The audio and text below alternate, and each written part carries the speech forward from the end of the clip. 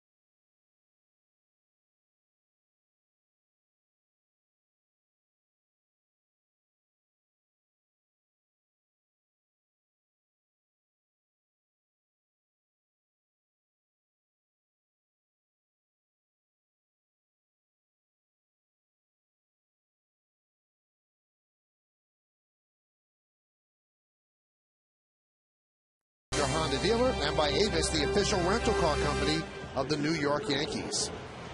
It's a nice day here in New York City. Kids playing soccer across the street from the ballpark, and in the ballpark, the Yankees and the Phillies are getting ready to roll. So A.J. Burnett is on the mound. He will be opposing Jamie Moyer. Yesterday it was all Yankees. CC Sabathia gave the Yankees 7 innings and allowed 3 hits, and the Yankees hit 3 home runs against Roy Halladay, and that's a career high. He's done it 9 times, ironically enough. The last 3 times against the Yankees, 2 times last year, and last night as well. The Phillies are a team struggling. The Phillies are a team that needs to break out of their offensive malaise, and A.J. Burnett has had success against them. And the bottom line, Al, Game 2 of the World Series last year, which we talked about in the Open, that was a big game for the Yankees, and they really needed him to pitch well. Yeah, they sure did, and he stepped up. I think as a Yankee, it's all about winning championships, and that really put A.J. on the map. Well-deserved, 9 strikeouts, as you say, Michael. Good start. All right, let's take a look at the Phillies lineup that he's going to face, and it's presented by Lexus. Shane Victorino in center field will lead off. Placido Polanco, the third baseman, bats second. Batting third and playing second base, Chase Utley. Ryan Howard at first base cleans up. Batting fifth and playing right field, Jason Worth. Raul Ibanez in left field hits sixth. Batting seventh and DHing Greg Dobbs. Brian Schneider will catch. He's going to bat eighth, and batting ninth and playing shortstop is Wilson Valdez. Phillies coming at 32 and 30. These are the numbers on A.J. Burnett that he takes into this game. 6-4, 3.86. About a hit per inning, 60 strikeouts, 29 walks. Opponents hit 264 against him. Watching those strikeouts at 60, normally with A.J. being a strikeout pitcher, closer to a strikeout an inning, 84, 60 strikeouts. Victorino digs in. He's ready. A.J. Burnett is ready. And let's do it here at Yankee Stadium in the Bronx. The first pitch is up and away, 1-0. Let's take a look at the Jeep pitcher scouting report. Out of the chute, he's retired at first inning, only 2 of his 13 starts, so he kind of gets rolling into the game. Control the running game, 17 stolen bases allowed. Really, Victorino is the biggest threat for this Philly lineup. And Mr. Howard, 2 for 15. Michael mentioned about the struggles of this Phillies lineup. 133 batting average, only 2 hits. One of them was a home run. We'll watch that matchup tonight. Count 1-1 on Victorino. Hitless in his last 15 at bats, and now it's 1-2. How you doing, Michael? Good. How you feeling? I just wanted to say something here. But been getting shut out here in first. Good to have you here, Paul.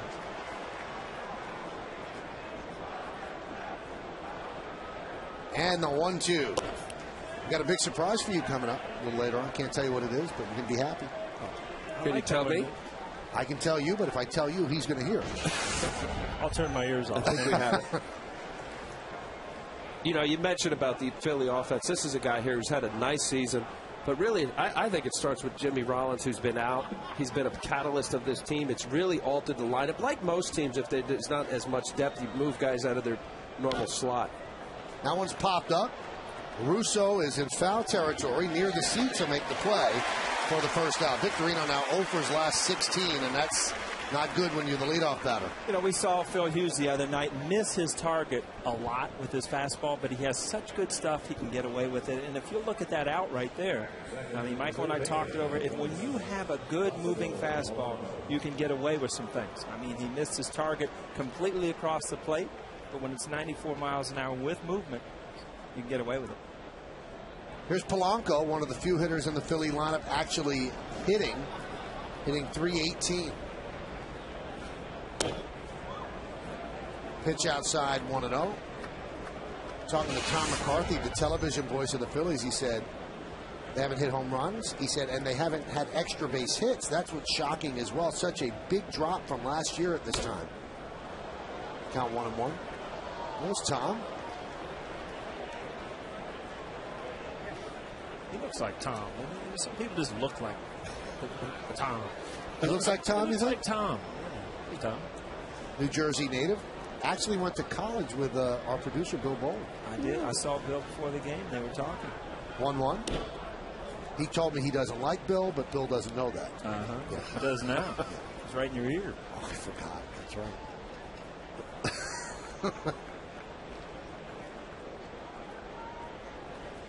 This 2 whole spots. More of Polanco's batting order. He batted third last night.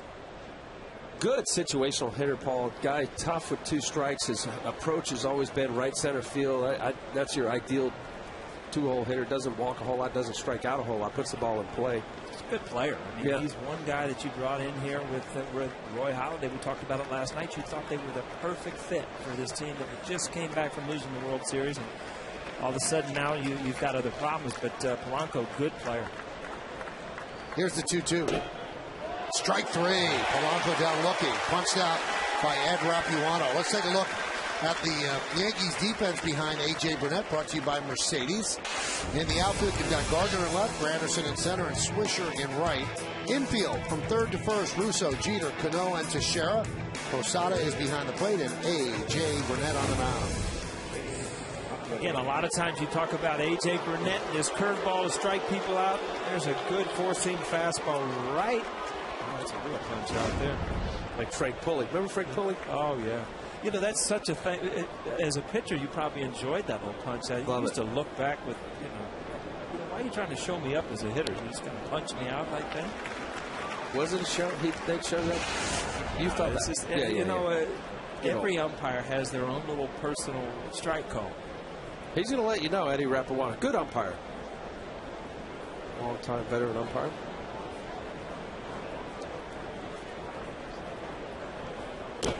Right in on the hands, 0-2. We've seen a lot of fastballs early from A.J. Burnett. I always love pitchers that get through the first inning, first part of the lineup with, throwing a lot of fastballs, and then the next time, you add another pitch. And boy, it sure made it difficult as a hitter to go up to your second or third at bat, not even knowing what kind of curveball he had.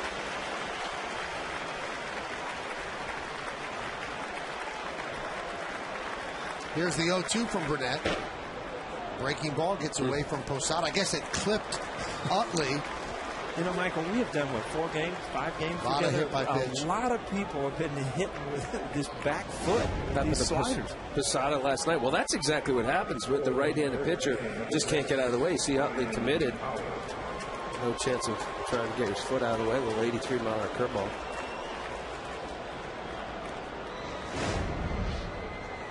Well, Burnett, that's what he does. His pitches move a lot. He doesn't have the greatest command of them at times. So he has 9 hit batsmen, and that's tops in the American League.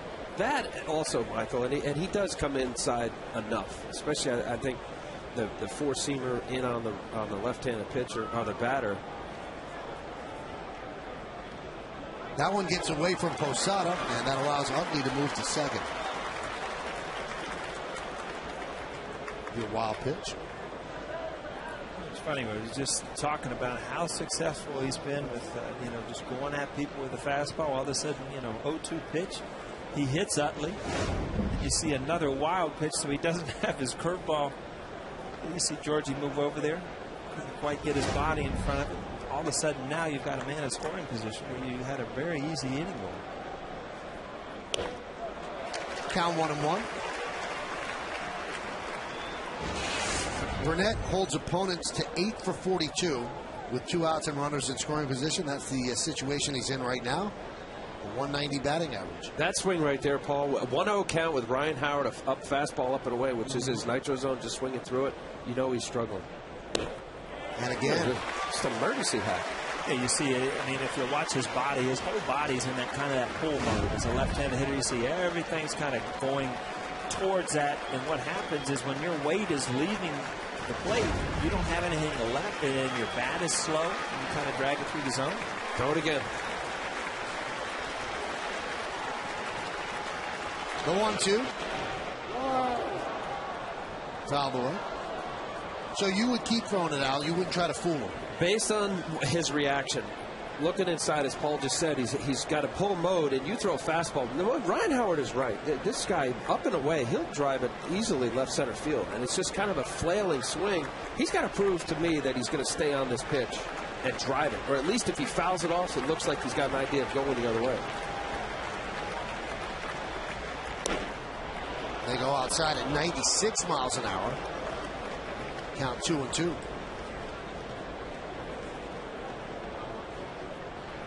Howard, 2 hits and 12 at bats against AJ, but both of those hits home runs.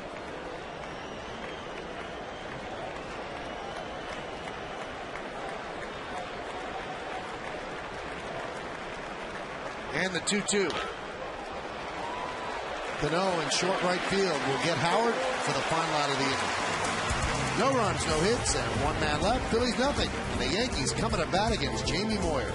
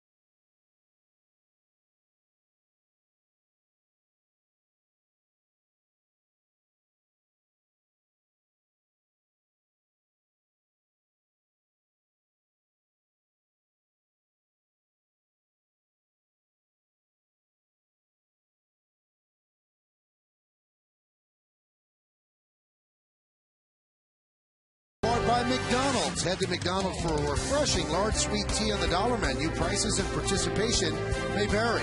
By Honda. Look for money-saving leases and low financing at your Honda dealer. And by Avis, the official rental car company of the New York Yankees. Phillies on the field. Jamie Moyer has finished his warm-up, so why don't we take a look right now at the Yankees starting lineup that will face the 47-year-old left-hander. And the Yankees starting lineup tonight presented by Lexus. The captain, the shortstop, Derek Jeter, leads off. Batting second and playing right, Nick Swisher. Mark Teixeira's at first base, will hit third. Alex Rodriguez back in the lineup as a DH. Robinson Cano at second. Posada will catch. Curtis Granderson in center. Kevin Russo at third. Brett Gardner batting ninth. He'll play left field. And here is Derek Jeter against Jamie Moyer. Jeter hitting .290, and Moyer deals. Jeter swings at the first pitch and grounds it to Utley. One pitch, one out. Let's take a look at Moyer's numbers this year. He's 6-6 with a 5.03, a hit per inning, 34 strikeouts. That's not his game. 15 walks. Opponents hitting .256 against him. Let's take a look at the Jeep pitcher scouting report. Well, location. He's not going to throw very hard. 83 tops, perhaps. A lot of changeups. Grew up a Phillies fan. He loved Steve Carlton. His first win was against the Phillies and Steve Carlton in 1986. And Robin Roberts, he's 3 more home runs if and when he gives them up. He'll be tied with Robin Roberts with giving up the most home runs in the history of Major League Baseball. Nick Swisher takes low. Very sad to hear about Robin Roberts. Yeah. Not too long ago. I mean, he was actually recruited me to play at the University of South Florida. And I was actually at his house when I was drafted. There goes that back foot pitch again. But nice man, knew baseball, obviously, and told me at that point, son, if you want to go play baseball, go. And always had kind of a withstanding joke with him that I never got to go down and pitch for him. I was going to be a pitcher at the University of South Florida. Yeah. Robin Roberts passed away earlier this year. They hang his uniform in the dugout for all games, and they also have a number 36 on their sleeve to honor his memory. Pitch outside, 3-1. What a gentleman. Nice man. Mm-hmm. Well, talking baseball, nice to anybody who wanted to come up and talk to him. 3-1. High fly ball right center. Victorino back. He's still back. He's still back on the track. He makes the play in front of the bullpen for the second out of the inning. Let's take a look at the Phillies defense, which is brought to you by Mercedes. Well, we've already seen Victorino flanking him on either side. Ibanez at left, Worth in right. In the infield, Polanco, Valdez, Utley, and Howard third to first. Schneider behind the plate, and Moyer is on the mound. Here's Mark Teixeira. And there's a strike.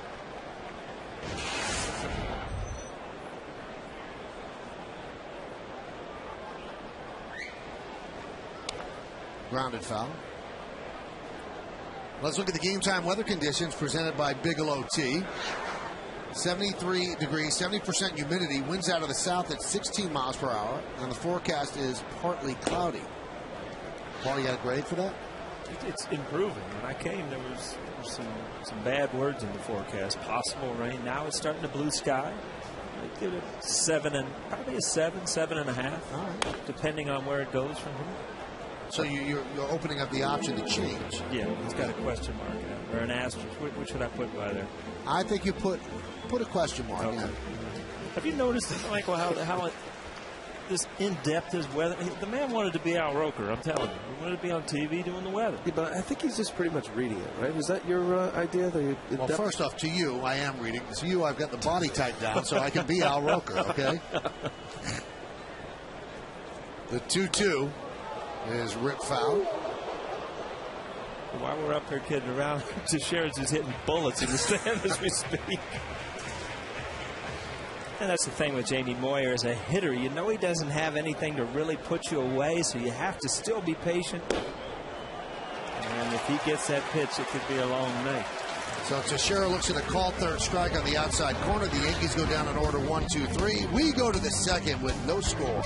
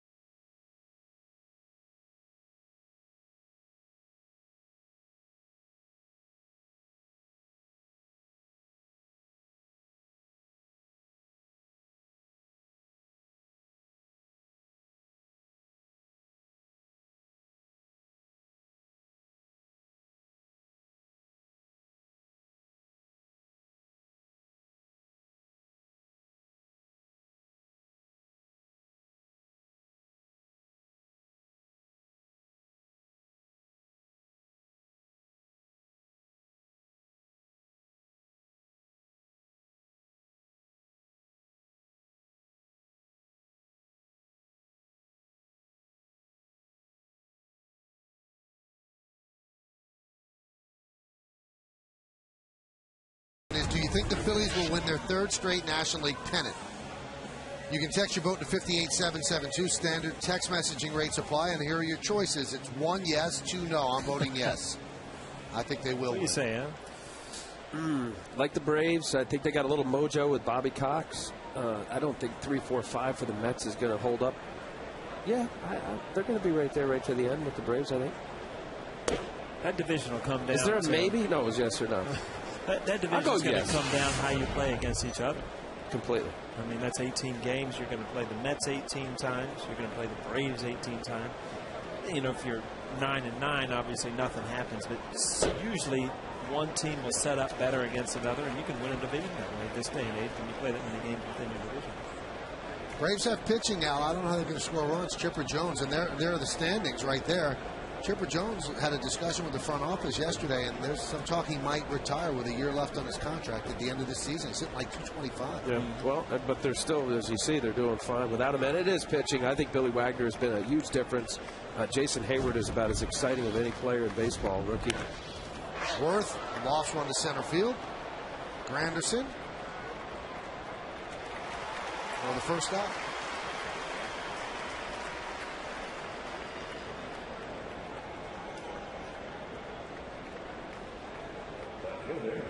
A lot of waffling going on around here. A lot of waffling. You with the, you didn't know 7, maybe 7.5. I'm going to change you. I'm not sure. Get paid a lot of money. You know, I'm going to say yes. It's early in the game, you know. We're not quite there yet. All right. Yeah. No, I think with the Phillies, you have to. Do you believe that they're going to struggle offensively the way they've done so far in this all year? No, I know. Right. That's the question. You got Ryan Madson, who's as good a setup as anybody the last few years, who kicked a chair and broke his toe. They need him back. Certainly, Brad Lidge at the back end of this bullpen as their closer. He needs to be what he was a couple years ago. But their offense is too good. Now, there are stories out there in the last couple of days that the Braves are interested, not the Braves, the Phillies are interested in maybe bringing back Pedro Martinez, who said he wants to pitch, but it's going to be, you know, again, at the halfway mark of the season. Pedro Martinez ended up starting Game 6 of the World Series last year. What was he, 5-1 for him last year? Yeah, he did a good job. So, I mean, there's a guy that you can bring back that can help a rotation, but you know he's never going to fill the spot of like a Roy Halladay or something. He's not your number one anymore. So you bring him in to win some games against 4th and 5th starters of other teams. Yeah, well, he was off yesterday. I haven't seen him pitch that way ever live. Certainly his command was not what it was, but you think about their rotation, Michael. I think Joe Blanton has been really a disappointment after getting a multi-year contract, 1-5 with a 7 ERA. Well, this is the people that have gone down for the Phillies. Rollins is the biggest injury. I mean, he really does jumpstart this offense. And then Madsen, it's so important that he's out there setting up whoever's going to close. And then J.A. Happ, 15-day deal with a forearm problem. Those aren't minor injuries. Those are important players for this team. There's Blanton on the right and Cole Hamels on the left. Who had a heck of a start. Again, what he showed for the Phillies 2 years ago in the postseason was fantastic. Last year, not quite as good, but it looks like he's come around. Good 1-2 punch with Halladay and Cole Hamels.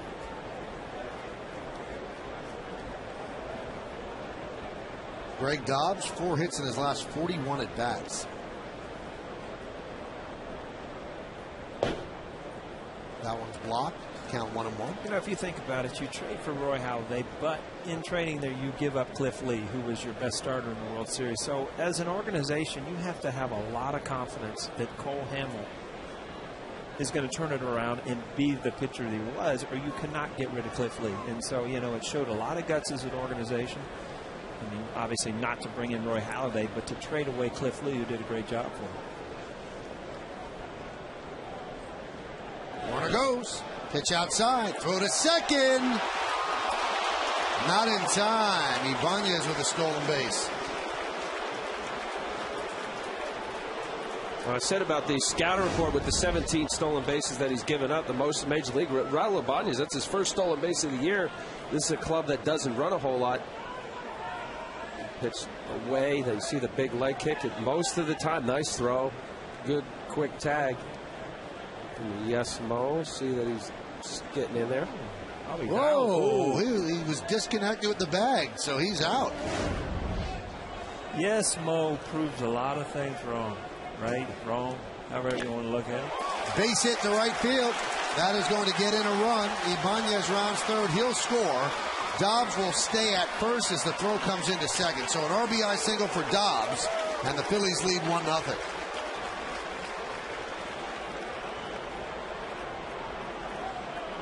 Again, A.J. Burnett throughout the year has been better from the stretch, but not here. Dobbs gets a pitch up in the zone, drives it to right field. Swisher does a good job getting this ball off the wall.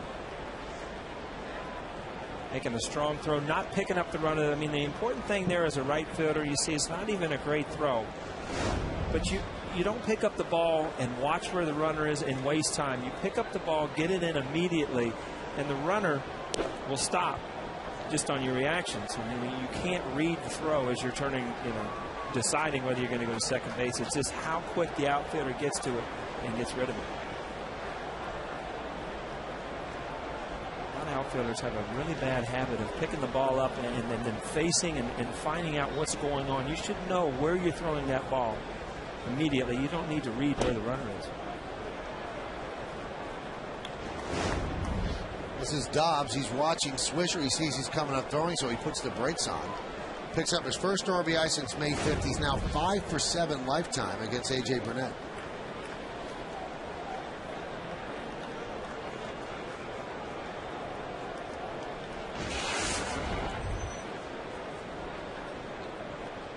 Yeah. Snyder, the backup catcher for the Phillies, has good numbers.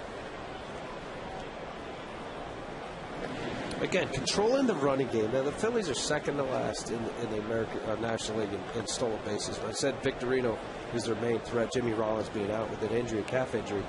But you still have to be mindful of what I call the yellow runners. You have green runners, the great base runners are going to get their stolen base. You've got to keep away from guys like Ibanez, first stolen base.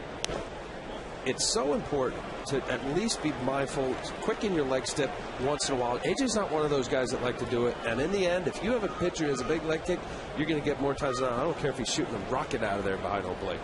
And that's been what he's doing all year.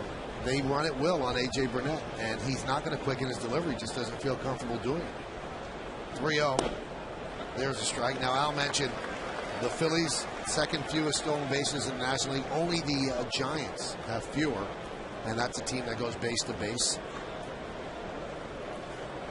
Well, you think of it, walk, which is part of the game, one-out walk, and then a stolen base, and obviously Dobbs, who's got good history, a few bats, gets a nice single to right field. There. Runner goes, pitches outside, so a walk to Schneider.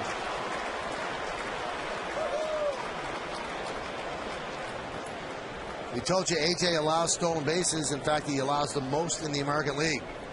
The Indians' Fausto Carmona next, and then Mesh, Pavano, and Santana are tied, giving up 16. So the stolen base by Ibanez was the 18th, and it was big because that allowed him to score on Dobbs' single. So 2 walks in this inning. They've put Burnett in a tough situation. First and second with 1 out. Here's Wilson Valdez. I'll tell you what it does when you get a running game going. It gives guys opportunities to drive in runs. I mean, it's such a different at bat when a guy steals a base and he's on second base as a hitter. All of a sudden, you kind of, you try to turn things up. At bats with runners in scoring positions are fun. I mean, that's what hitters like. It frustrates the pitcher. Mm-hmm. Well, also, too, even the aggressive secondary fake takeoff, the pitchers, right, especially left-handed, you're looking right at him, you quicken your delivery. And because of that, a lot of times as a hitter, Paul, I'm sure you've got a lot of meaty fastballs because you got a guy, your 1-2 hole hitter that's on base that allows the pitcher to quick his delivery. You get underneath it. Breaking ball's a strike.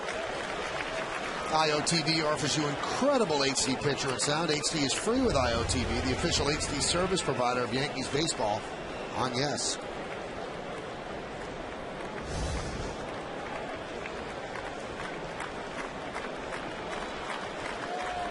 Runners lead off first and second with 1 out. And the 0-2. Right back to Burnett. He knocks it down. Doesn't know where it is. Everybody is safe. So he stopped it from going up the middle. And a base hit, and the bases are loaded.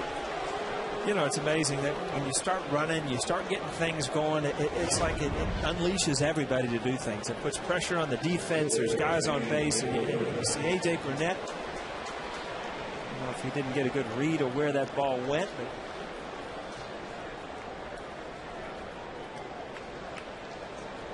but got him on that right foot.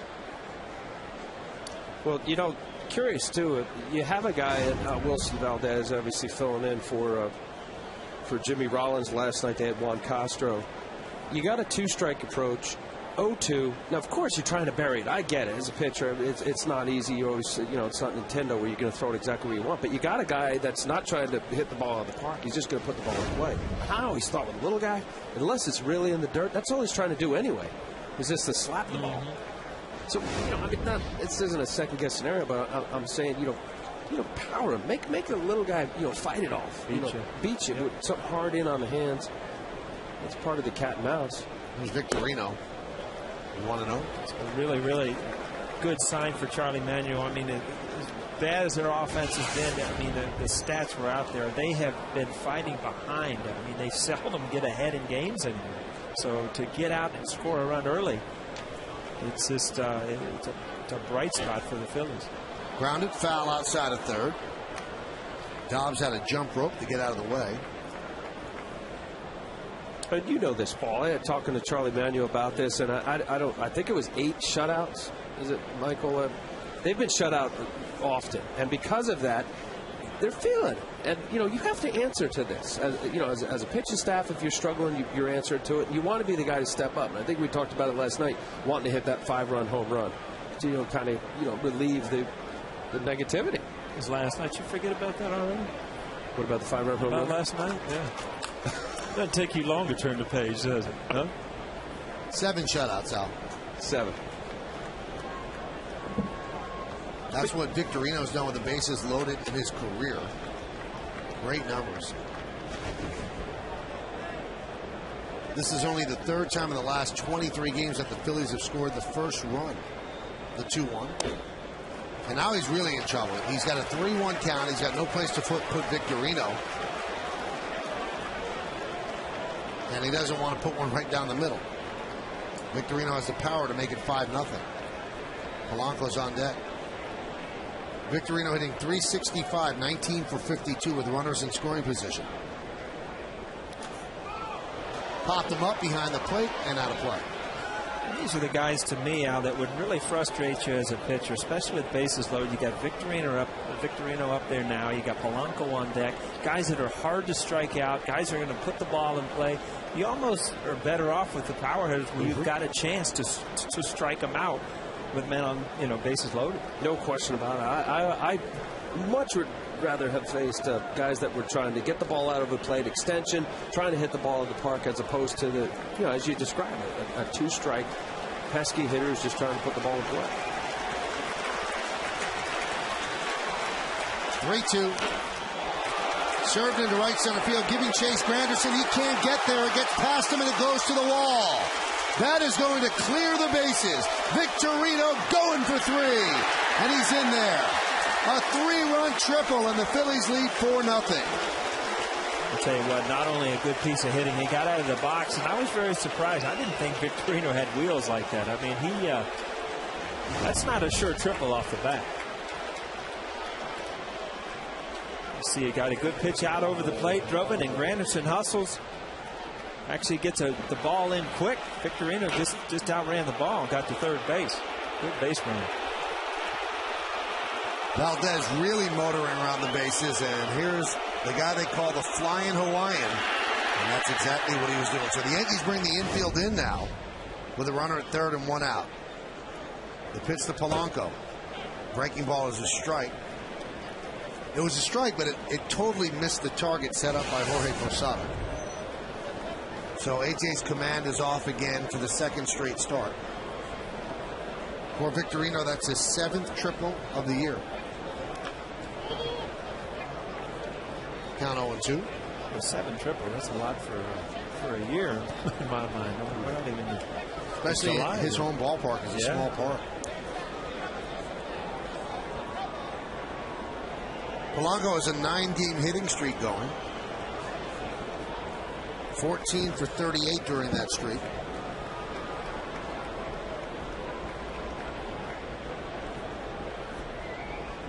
And the 0-2. Missed inside, 1-2.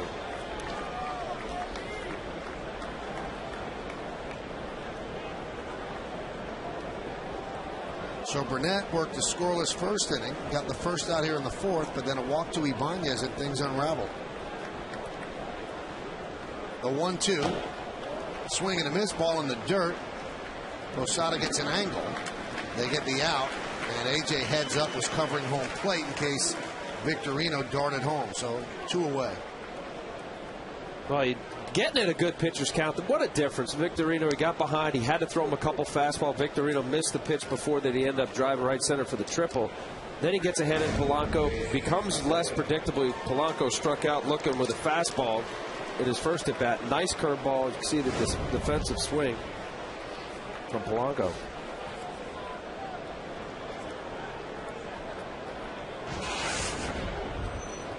Here's Utley, hit by a pitch in his first at bat. Pitch outside, off speed, count 1-0.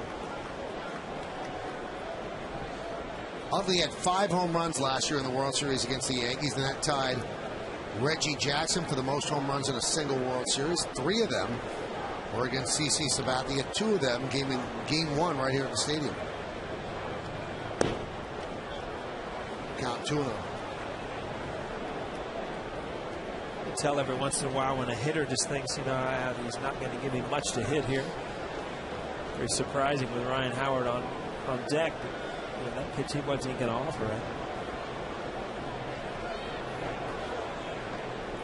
Utley, the 8th batter to come to the plate. And he grounds it out to Teixeira. Beats him to the bag, and that'll go. 4 runs by the Phillies. The big blow by Shane Victorino. He slaps a triple into the gap, and right center cleared the bases. Got himself 3 bases and 3 ribbies. 4-0 Philly lead.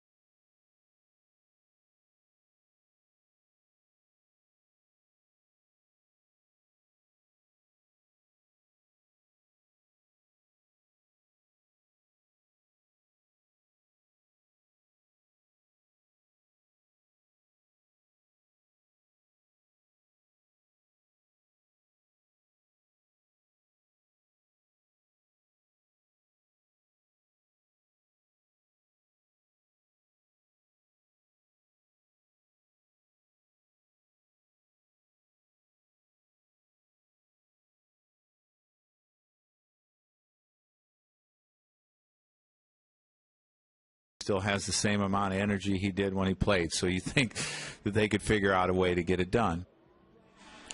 Well, Jamie Moyer has certainly figured out a way. The 2 guys next to me enjoy sitting next to me rather than playing. Alex Rodriguez will lead off, and he has been out of the lineup for 4 straight days. We'll join Kim Jones in just a moment, but Alex out with the hip flexor, back in the lineup. So let's take a look at what he does here against Moyer. Pitch inside. They didn't want to put him in the lineup at third base because they didn't think the lateral movement was there just yet. But they felt that after batting practice, he was okay to swing the bat. The 1-0. Count 2-0. Paul, will 4 days off get you out of sync? It can. I mean, it's not just hitting, it's fielding, it's everything. Everything gets out of sync. It's amazing, this game, when you play it every single day. That one is driven to center field. Victorino is there. And there's one away. Like I was saying, it's amazing when you play something every single day, how even like in the All-Star break, when you take 3 days off, it kind of gets you out of sync and out of rhythm.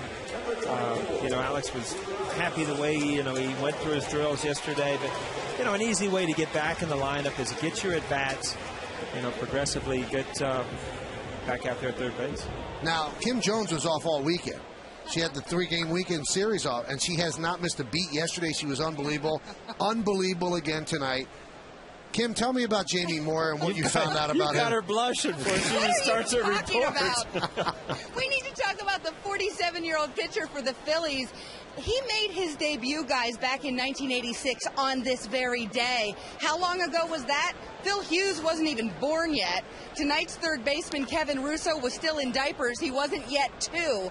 Jamie Moyer, older than the Super Bowl. And if you think we're poking just a little bit of fun at him, that's nothing compared to what the Phillies do. Jamie and his wife Karen have a bunch of kids. One of them is a 6-year-old boy who is pitching already. Charlie Manuel says the 6-year-old's fastball is already faster than Jamie's. So they ride this guy a lot, but they like him obviously on their team. And yeah. It's amazing though. He's 47, Leiter's 44, and Leiter's sitting up here. Leiter could still be pitching. I say that every day, and you know Paul O'Neill could be hitting. The manager, Joe Girardi, said it, so I don't need to say it anymore to these guys. You got a better heater than this guy, don't you? Right now. I threw 82 or 83 on the boardwalk last year. That's right, see? Down in Point Pleasant. That's gone. That one's driven deep to right field. Robinson Cano, a long solo shot into the bleachers. Yankees on the board. It's 4-1 Phils.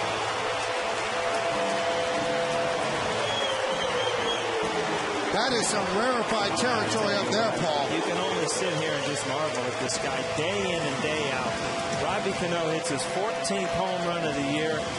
Lefty, righties, it doesn't matter. And Jamie Moyer doesn't, with his velocity and the way he pitches, his left-handed doesn't affect anything. That ball's right on the inside corner. Robbie stays square. And you're right, Michael. I mean, that ball is halfway up in the creatures. 8 of Cano's 14 home runs have been against left-handers. Now, Kim, the interesting thing that I find about Moyer is that he has a lot of respect from people around baseball, especially his opposing pitcher today. He absolutely does. A.J. Burnett says that he so admires Moyer's durability and his love of the game. He said so many guys would have hung it up years ago. Yeah, no kidding, A.J. I said, have you ever met Jamie Moyer? He said just once, but here's what I'll tell you about him. Him and his wife Karen have a foundation, the Moyer Foundation. They do great work dedicated to helping children in distress. AJ says every year I make a donation to that foundation because I so admire the work the Moyers do. And by the way, guys, Cano clearly listened to his hitting coach tonight because Kevin Long told me when you're sitting on 82, you got to wait a lot longer for that ball than they did last night against Halladay. Cano made that look pretty easy. Well, good stuff, Kim. We will talk to you a little bit later on in the postgame. Thank you, Michael. So Robinson Cano with a long home run, one of the longer home runs to right center that we have seen, as Paul said, halfway up the bleachers. Posada fouls one away. Just to put it in perspective, Al, I don't know if you've seen this stat, but since you retired, what was the year you retired? 06. Okay. Since 06, Moyer's made 136 starts. He's 59 and 49 with a 4.52. That's good. A 1-2. You know what, Michael? I do marvel at he still loves it, and I think I don't know where you were, Paul, in it when you were deciding to retire, and I know I could have got another year out of it maybe, and still been somewhat effective there. You see, 47, 210 days. He's got a pitch. Well, there's a little lockup. Now look at that. So you say, well, 81 miles an hour. You see that in high school games. His ability to change speeds and locate. Now, we just saw the Cano home run. Coming inside with an 83-mile-an-hour fastball, that ball's cutting there. Becomes very unpredictable. Where Moyer is now, he's either a feast or famine start. He had a 2-hit shutout against the Braves. His last start against the Red Sox, he didn't get out of the first inning and gave up 9 runs. I mean, this is the kind of scenario that you get with a guy who's going to be throwing, 83, what we're watching. And when the command's not there, we talk about A.J. Burnett and guys with the plus stuff. You get away with mistakes. What does that mean? You get away with balls that are in the zone that guys like Granderson, other good hitters, can hit the ball hard somewhere, either in the ballpark or out of the ballpark, as we just saw with Cano. It must be hard work pitching the way he pitches, though, because you can't make a location mistake. Your concentration has to be just locked in, laser-like. Because if you make a mistake, it's going to be hit out. I believe this. I believe Jamie Moyer absolutely thinks that he has a 95-mile-an-hour fastball. To stand on the mound and say, okay, fastball into Robinson Cano, and believe it. I believe that. An 81-mile-an-hour pitch right on the outside corner against Granderson. But he missed his spot against Cano. He believed it. But then when he watched where it landed, I don't think he could believe it. We play 2, 4-1 Phillies.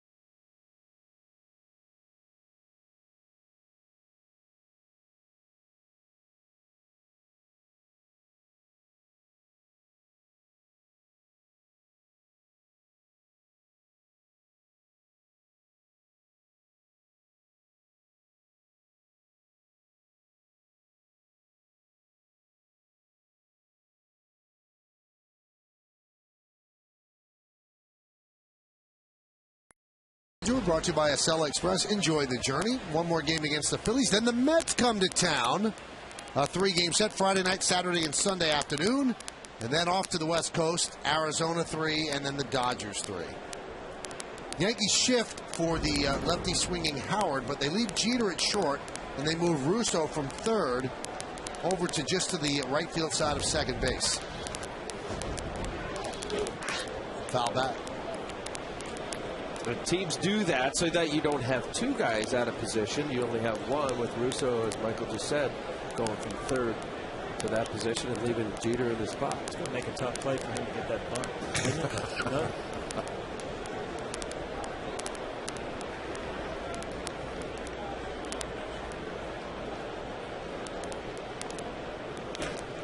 High fly ball, deep center. Granderson back. He's on the track. He's at the wall. See ya! Home run, Ryan Howard. No shift for that. It's 5-1 Phillies. And that brings a smile to the face of Milt Thompson, the Phillies hitting coach. Well, we talked about it his last at bat. He ended up getting a hard ground ball out in the first inning. A lot of fastballs away. And when Ryan Howard, like big hitters that hit the ball out of the park, as we just said, likes the ball away. You see that pitch up and away, that's his zone. Certainly at Citizens Bank Park, you deposit much easier to go to left field there. It's a good part of the bat on the ball. You know, he made an adjustment. He started getting comfortable knowing that a fastball was coming, and you see he has so much leverage with that swing. When he hits the ball hard, it's not a line drive. It's a towering fly ball that continues to go, and that's why he's capable of hitting 40, 50 home runs a year. The 0-1. There's the strike. A lot of people don't realize, you know, it's not that you hit the ball any harder, but if you're a line drive hitter, a lot of the balls you hit perfectly are line drive. And there's an art to being a power hitter and elevating the ball, getting it up in the air. And you look back at some of the prolific home run hitters, Ken Griffey Jr., kind of a natural uppercut. Ryan Howard has enough power to hit the ball out to left field, center field, right field.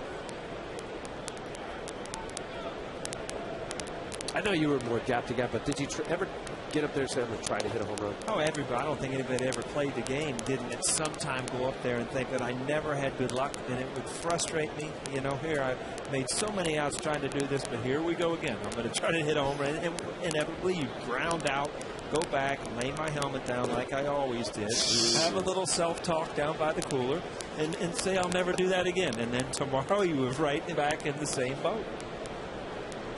You ever try and actually hit it? Yeah, I hit a 3-0 home run in Old Tiger Stadium. That's the one time I can remember that I thought, you know, I'm going to try to hit a home run here, and I actually hit a home run. That one is driven to right field. Nick Swisher back, looking up. See ya! A laser shot the other way off the bat of Worth. Back-to-back home runs for the Phillies, and they lead 6-1. Again, I mean, this is the type of offense that people in the National League are used to seeing. You see smiles now, but it has not been like this for the Phillies. But this is what Charlie Manuel's been waiting for. I mean, Worth has this type of power. You saw in the World Series last year. He has the ability to get his arms extended, shoot the ball out to right center field. All of a sudden, this looks like the Phillies of old. Let's take a look at the Coors Light Cold Hard Blast. It was a long, hard line drive blast into the short porch and right. Now, we talked about it last night about that sound that hitters love and pitchers hate. And that ball right there had that sound that you knew something special was happening. It's the first time the Phillies have gone back-to-back this year. Wow. The 0-1. Now, you say about sound. Listen to the groan of Ryan Howard when he makes contact with this baseball. Listen. And the crowd, too.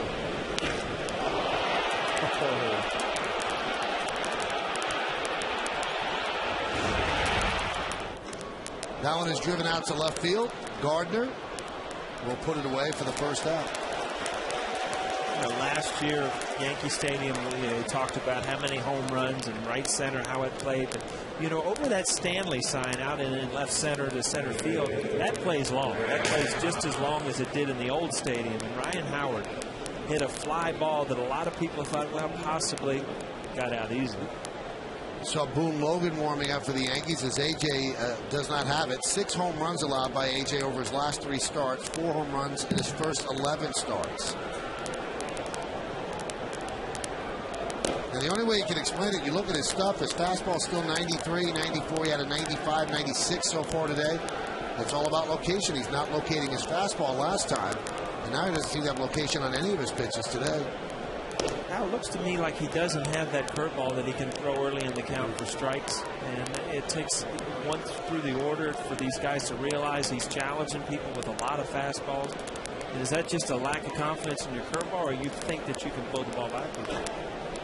High fly ball, left field. Gardner will put this one away for the second out. Well, I think like any pitcher, it's absolutely a command issue. But if you look at both of those home runs, he was ahead in the count. It was just a good approach. And because of the command, two things. You get behind, you become predictable. When you're a 2-pitch pitcher, he's only throwing 1 changeup. And if your curveball's off, as you know, Paul, you could sit fastball. Even at 94, he's got some nice life to it, especially that 2-seamer running away. You can look at 1 velocity, or at least zone in at that same bat speed that you need for 94. And that's the difference when he dominates or not. Yes, you have to have command of that pitch there. 94, dot it when you need to. Your head, you can drop some curveballs as he did against Polanco in some moments in this game. But when it becomes a 2-pitch scenario, fastball curve, and one of them's off, hitters sit on 1 pitch. There are two of them now. That one was way off. He wanted to go fastball away. It's part of the game. I understand. I didn't do it very well often. It's not easy. Pitchers aren't robots. But that's the essence or the presence of what a pitcher tries to do and do it consistently. 2-0. Now 6-1 is not insurmountable. I mean, we're not trying to keep you tuned in for no reason. If you want to go somewhere else, that's up to you. But last time out, Jamie Moyer gave up 9 runs in 1 inning. So in 1 inning of pitching against the Red Sox, 9 runs. So I wouldn't say that the Yankees are out of this by any stretch. The 3-0 and a walk issued to Brian Schneider. So there, you have the 8-hole hitter, Brian Schneider, nice player, but that's the scenario where you really got to go after. You got 2 outs. Yes, you're frustrated. You gave up a couple home runs. You got to make him earn it. Certainly, a 4-pitch walk is not what AJ's trying to do there. So Schneider's been walked twice now, and here is Valdez. Foul back, and the count 0-1.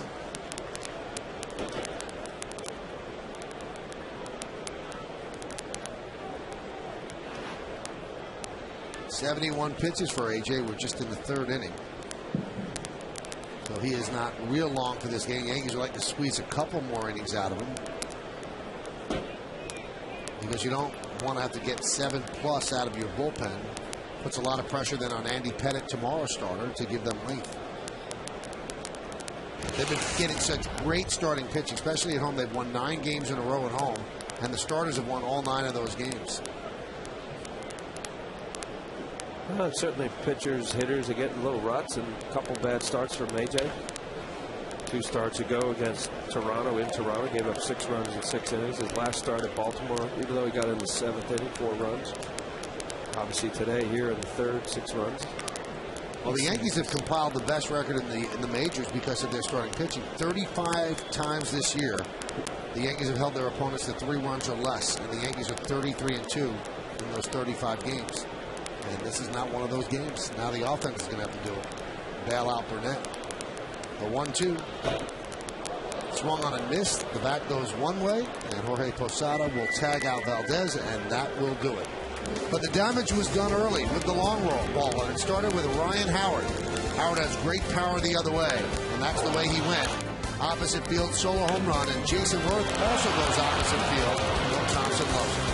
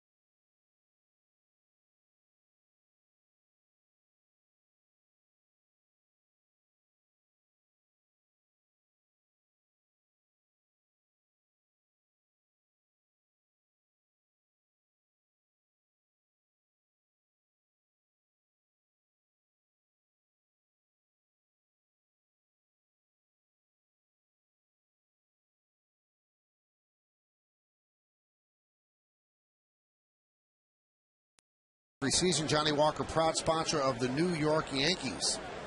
Back in 1977, the Gator tosses a 3-hit shutout, the first of his career, in a 7-0 win against the Royals, right across the street at the old Yankee Stadium.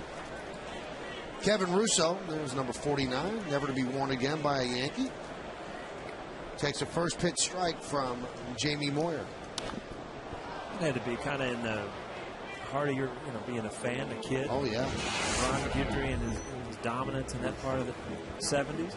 It's amazing because it carries over to today. In 1978, which was the year he went 25-3, he struck out 18 California Angels. They were the California Angels then, here at the stadium. And toward the end of the game, every time he got 2 strikes, the entire crowd started cheering. And to this day, now with 2 strikes, that's where it started. Really? I remember that really became big in the playoffs, like in '96, and that's where it all started. That's where it all started. That's through the legs of Moyer, fielded there by Utley, and they still get Russo. That's a play as a pitcher you can laugh about now because it was made in into an out that you're wondering how you missed it. You're in a good fielding position. You get down like a hockey goalie, and it still goes through the wickets.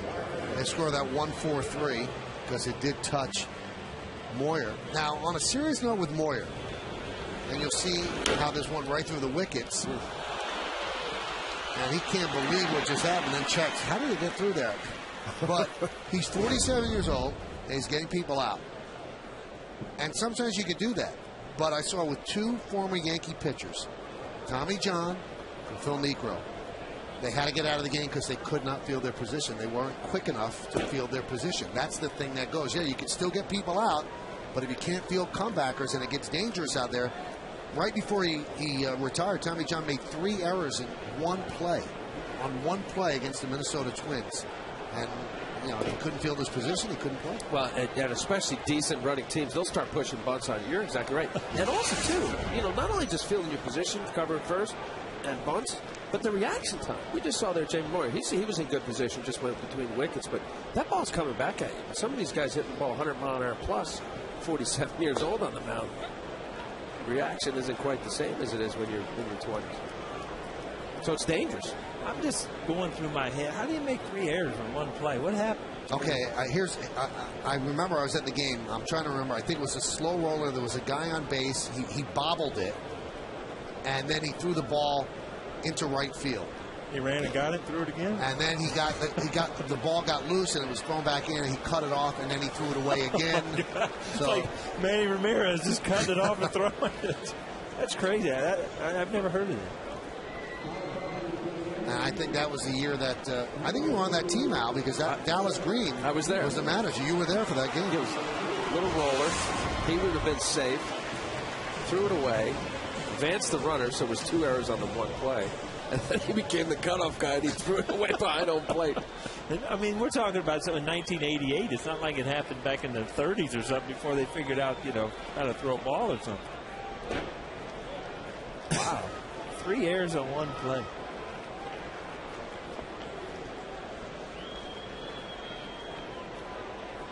Count 1-0 on Jeter, who grounded out to second in the first. Count 2-0.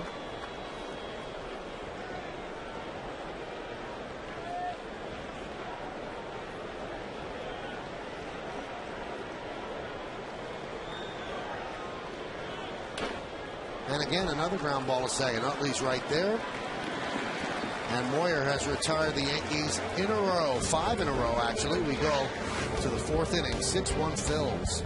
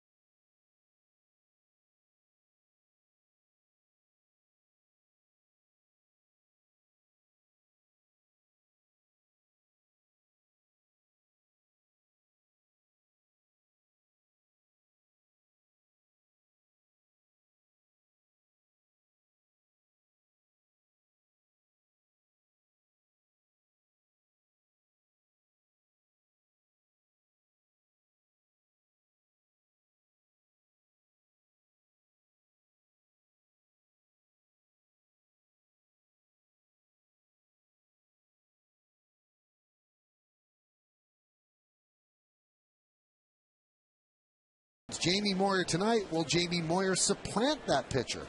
So we'll find out in the bottom of the 4th inning. Shane Victorino against A.J. Burnett. And pitches high, 1-0.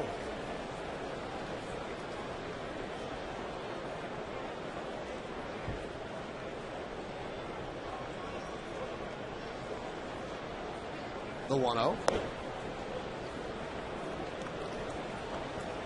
Yeah, this is one of the starts.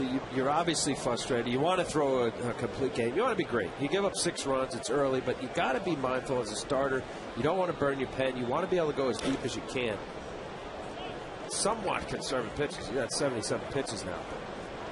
You got to forget about it. It's turn the page. Okay, it's 5 hits, a couple home runs, 6 runs. Keep making pitches. Do you ever get that? I mean, when you're having a night like this, you think, I'll get out to the mound next inning and it's going to feel better. And then you get out there next inning and it's like ball 1 again. Like, here we go again. It's like a broken record. You just cannot find it. Both. Yes.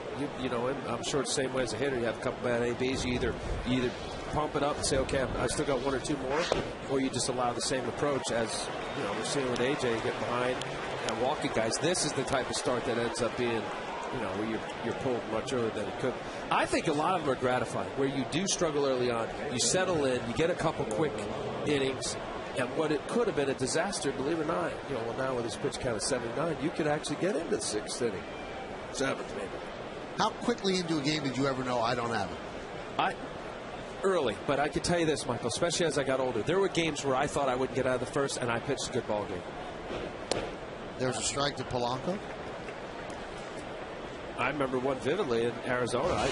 The Piazza was a catcher. He came down. I told him just stay away because it was really that pathetic. I didn't want him to see it. I honestly did. And I may have. I don't know if I completed the game or not. It was in Arizona, but it was a heck of a ball game. I didn't have much on the ball other than my hand. So you didn't want him to see you warm up in the bullpen. Yep. Because normally a starter will come down and they'll catch the last 10, 12 pitches just to see what's going on. Boone Logan up again. There's a story like that with Cone and Girardi. Cone had nothing in the bullpen. He threw Girardi out of there because he didn't want him to see what he had. There's a lot of stories like that in Major League Baseball where guys didn't feel well or they didn't get much sleep the night before, and they thought they weren't going to play. And Willie Mays was violently ill the day he hit 4 home runs. He was almost not in the lineup, and he ended up hitting 4 home runs in 1 game. The 0-1 pitch out. Runner was going. And Posada dropped the ball, so a stolen base for Victorino. Early on, you could see what the Phillies' game plan was against Burnett. Get on and go. Yeah, well, you're gonna force the situation here. Posada, 17% throwing runners out. League average about 25%. You got a pitcher who, most stolen bases are against. He's 18, now 19. So why not? Victorino's one of your base stealers. He's got 15 stolen bases now. I think a lot of teams that come in here are going to, the Yankees are on paper better than the teams that come in here. So, why not try to run? Why not try to steal runs? Fly ball right field. Swisher is there. He'll make the play. So Polanco doesn't get Victorino over. I don't think Victorino played that right. He's got good wheels. Those are the times, especially with 1 out, take a chance. You see, he didn't get back to the base till late. Didn't give him an opportunity to tag up. You always want to even take a false break to make the guy make a throw. I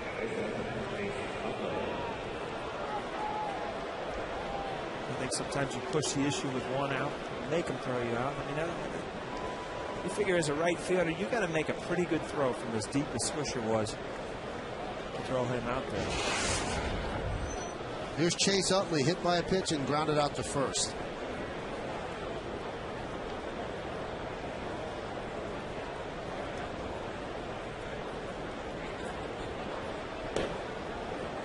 He's missing that pitch. He can't get that pitch to go for a strike, and the count 1-0. Well, if you see, Mike, where Posada's setting up there, early breaking balls for a guy like AJ is that he's trying to just hook that curveball on the backside of the plate. So actually, Posada's setting up away.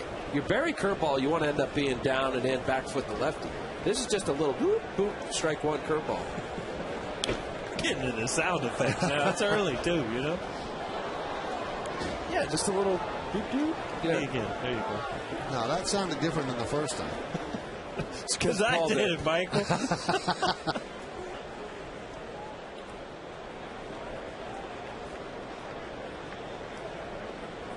6-1 Phillies lead, looking for more here in the fourth. Runner at second with one out.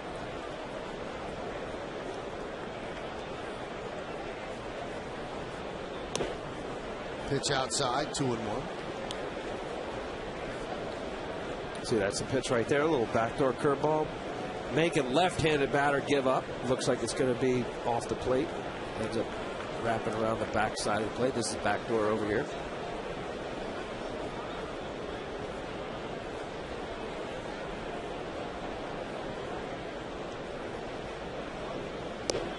You know, the Phillies earlier this year were accused of stealing signs at Citizens Bank Ballpark.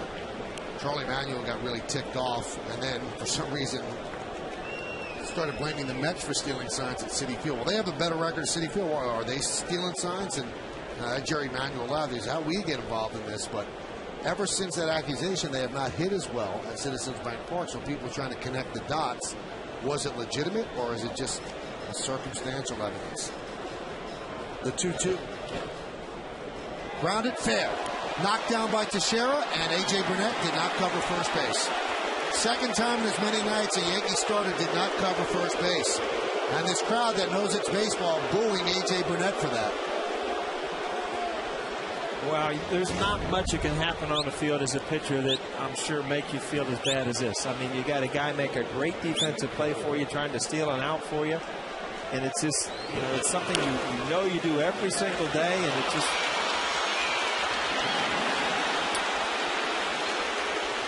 Well, you said it. It is embarrassing. It definitely, the ball to the right side, it's the pitcher's responsibility to automatically run that way, even if it's right at your infielder.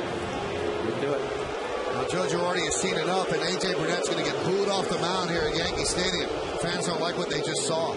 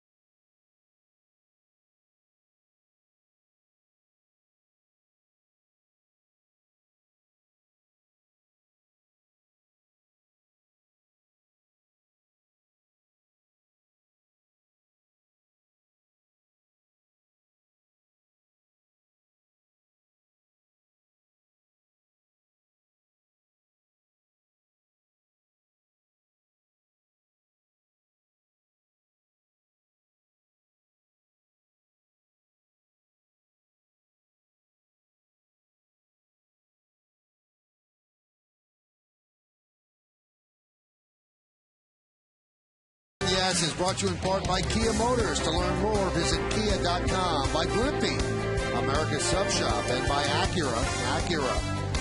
Thanks.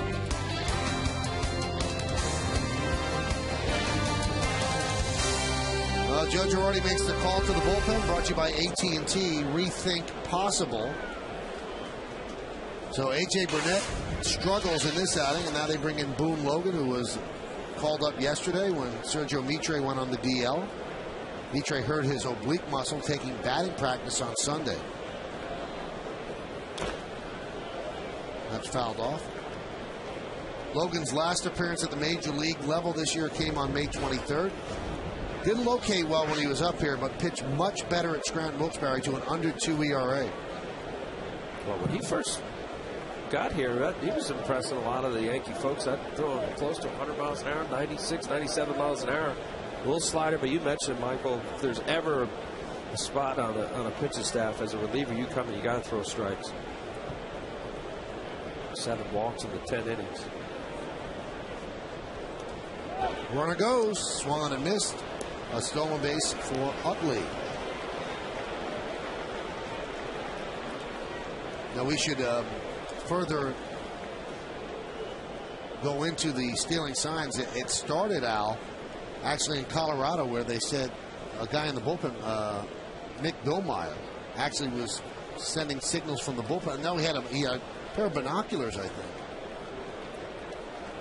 Infield is in. Grounded foul. Yeah, of course he denied it. And Mick, a long time, baseball guy, has been with a few teams. And yeah, I've been in bullpens before where guys on binoculars looking around the stands. They're looking for girls. I mean, really, that's what they're doing. Not everybody's like you, Michael. You know, some people look at players out there or and stuff. Signs or I'll play along. They're looking at signs in the stands. The 0-2. But isn't that the excuse they gave, that it was just looking around in the stands? Also, if you're going to steal signs and you have a pair of binoculars, that's pretty overt. I mean, you really should be a little bit more, secret about it. You know what, guys? This has been going on for a long time, and there's been some talk about different stadiums that may have had lights and pinwheels and different cameras and all that. Back to Bobby Thompson's home run. Yeah, the 0-2 just missed outside. 1-2. But I think the biggest thing is about where a catcher sets up location-wise will say a lot about as to what the pitch would be. You have a left-handed pitcher, and if anybody's sitting out there, if you had somebody who had the ability to see the catcher locate quickly, say the ball away on a right-handed pitcher or left-handed batter. Howard swings and misses. It would be easy to do it. You don't need binoculars to be able to pick up location. That's the biggest thing. I think, guys, if they're gonna give signs, they end up giving location, which in some cases determines the pitch. Right. And they're going to intentionally walk Jason Worth, and they'll take their chance with Ibanez, the lefty batter on deck, against the lefty Logan. So an intentional walk of Jason Worth.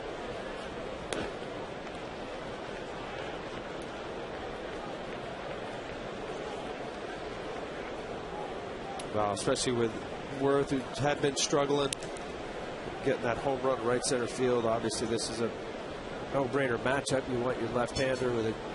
When Boone Logan's got that slider, as he just showed against Ryan Howard, tough to hit. 94, 95 mile an hour fastball, and good tilt to a slider. Now, there was one game this year where Boone Logan was playing against his former team, the White Sox. He's throwing 98 miles an hour.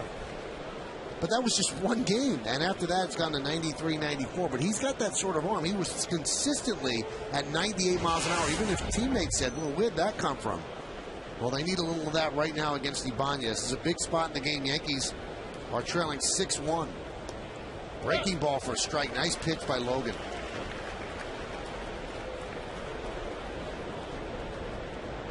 So the base is loaded. Victorino at third, Utley at second, and Worth is at first.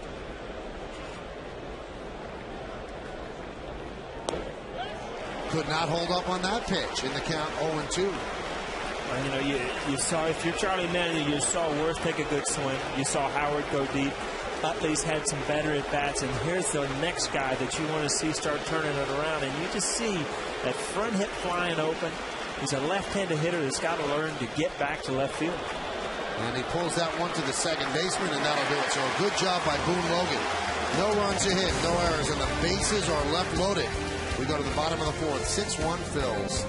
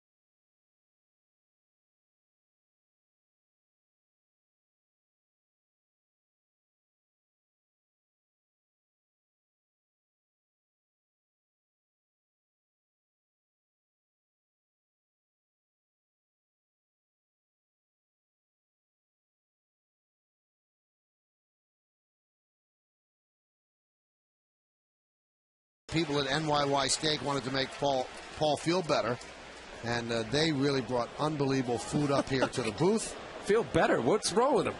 Well, he gets down when the Yankees are trailing. Okay. All right, I thought you had all of a sudden illness. I hear this like commotion behind me, and they're just wheeling food in. It's awesome. Like room service here. Look at this. Look at this one here. Look at this. That's beautiful. Shrimps, prawns. 1-0 to Swisher. Now, NYY Steak, as everybody knows, great place to host your next corporate event, cocktail party, birthday party, much more. Now, for more information on how to book your next private event at NYY Steak, I have somebody for you to contact.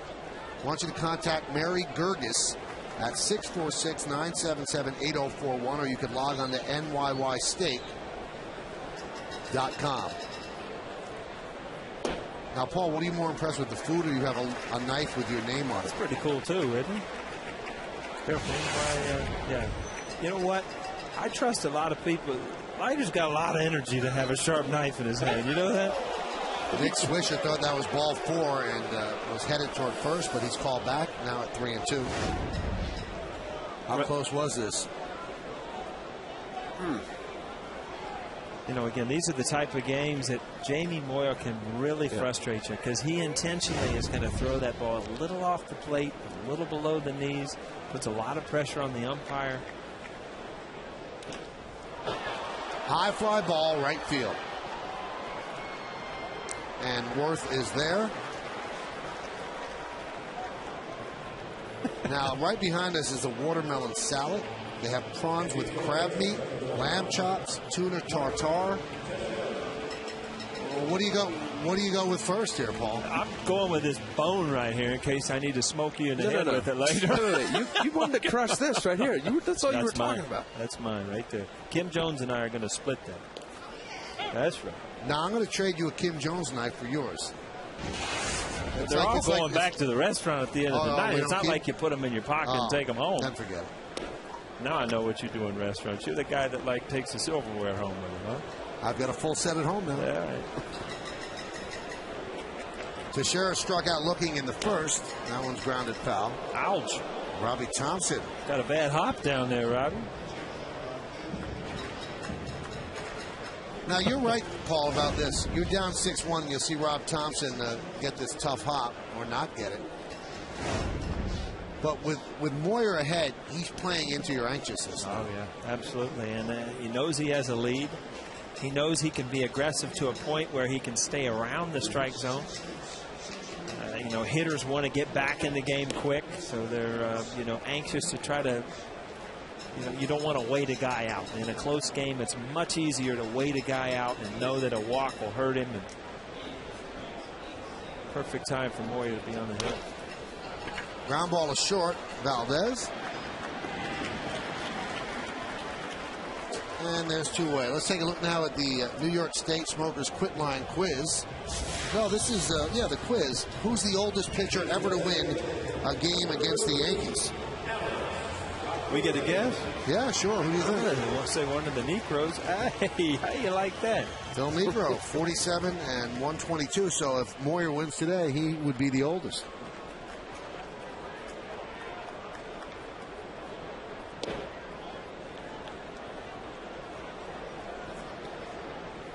Count 1-0 to A-Rod.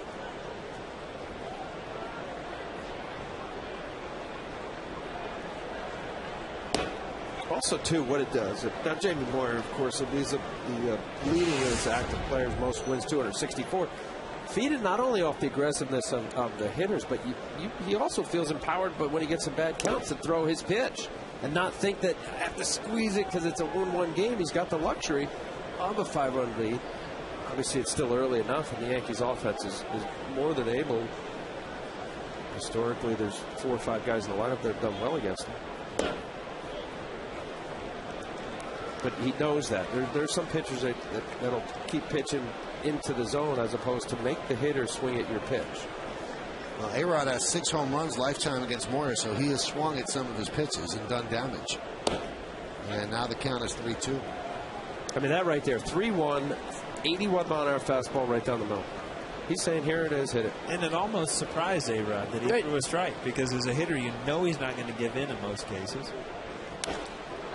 High fly ball, right field. Worth has room, and he makes the play for the final out of a 1-2-3 inning, and Moyer has retired 8 in a row. See, Paul's getting ready. There he goes. He's going to eat. Stay tuned. He should be back.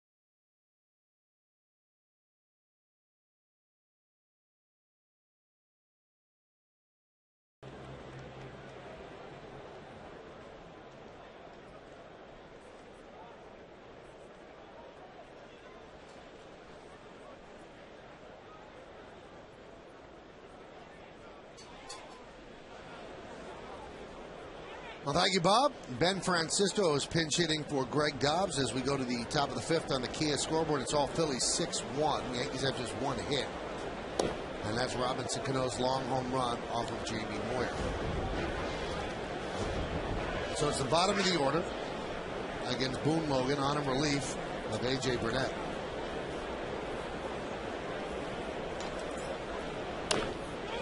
Tap slowly toward first. Off the mound is Logan, and he will flip on the backhand to Teixeira, one away. Again, as you're a manager, you get Boone Logan just back from the minor leagues. You hope he can get off to a good start, have a good outing. A little backward flip there from the pitcher, huh? Yeah, you get a little too close. The first baseman will have a tough time hoping that you don't handcuff him. Nice play. You talk about that, and you see it a lot with Robbie Cano, too, because he'll come in and kind of make that underhand throw, and he puts a lot on it. Very hard for a first baseman who's used to, you have a lot of time to pick up the ball from, say third base, shortstop. All of a sudden, those close plays, as a first baseman, you're setting up, and you don't have a lot of time to read the ball where it's coming from. Some of those pitchers sometimes will wheel and fire it from, 10, 15 feet, and you don't have time to react.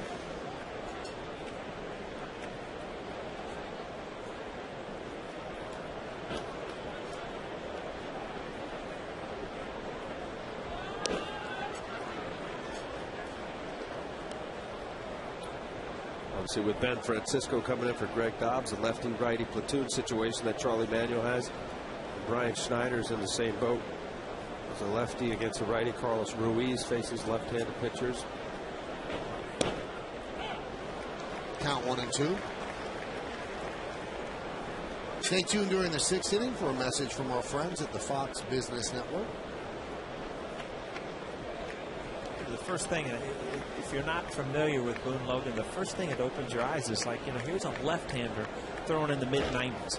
And you don't see a lot of that around in baseball. I mean, vice versa, you got a guy on the other side throwing 82 who's kind of a crafty lefty. And all of a sudden, you've got a young kid with a good fastball. Well, Michael said it. I think I did the game with you, Michael. He was throwing 97, 98. Yeah. I mean, that kind of Matt Thornton kind of coming out of his hand. Here, 93, 94, more than respectable. Certainly good enough velocity. But like any pitcher, you know, you got the fastball, command of it, and a put-away breaking ball, and that's been the bugaboo, I guess, in his career, to be consistent a little more. Because it's not about stuff. He's got more than enough. 93 from the left side with a put-away slider.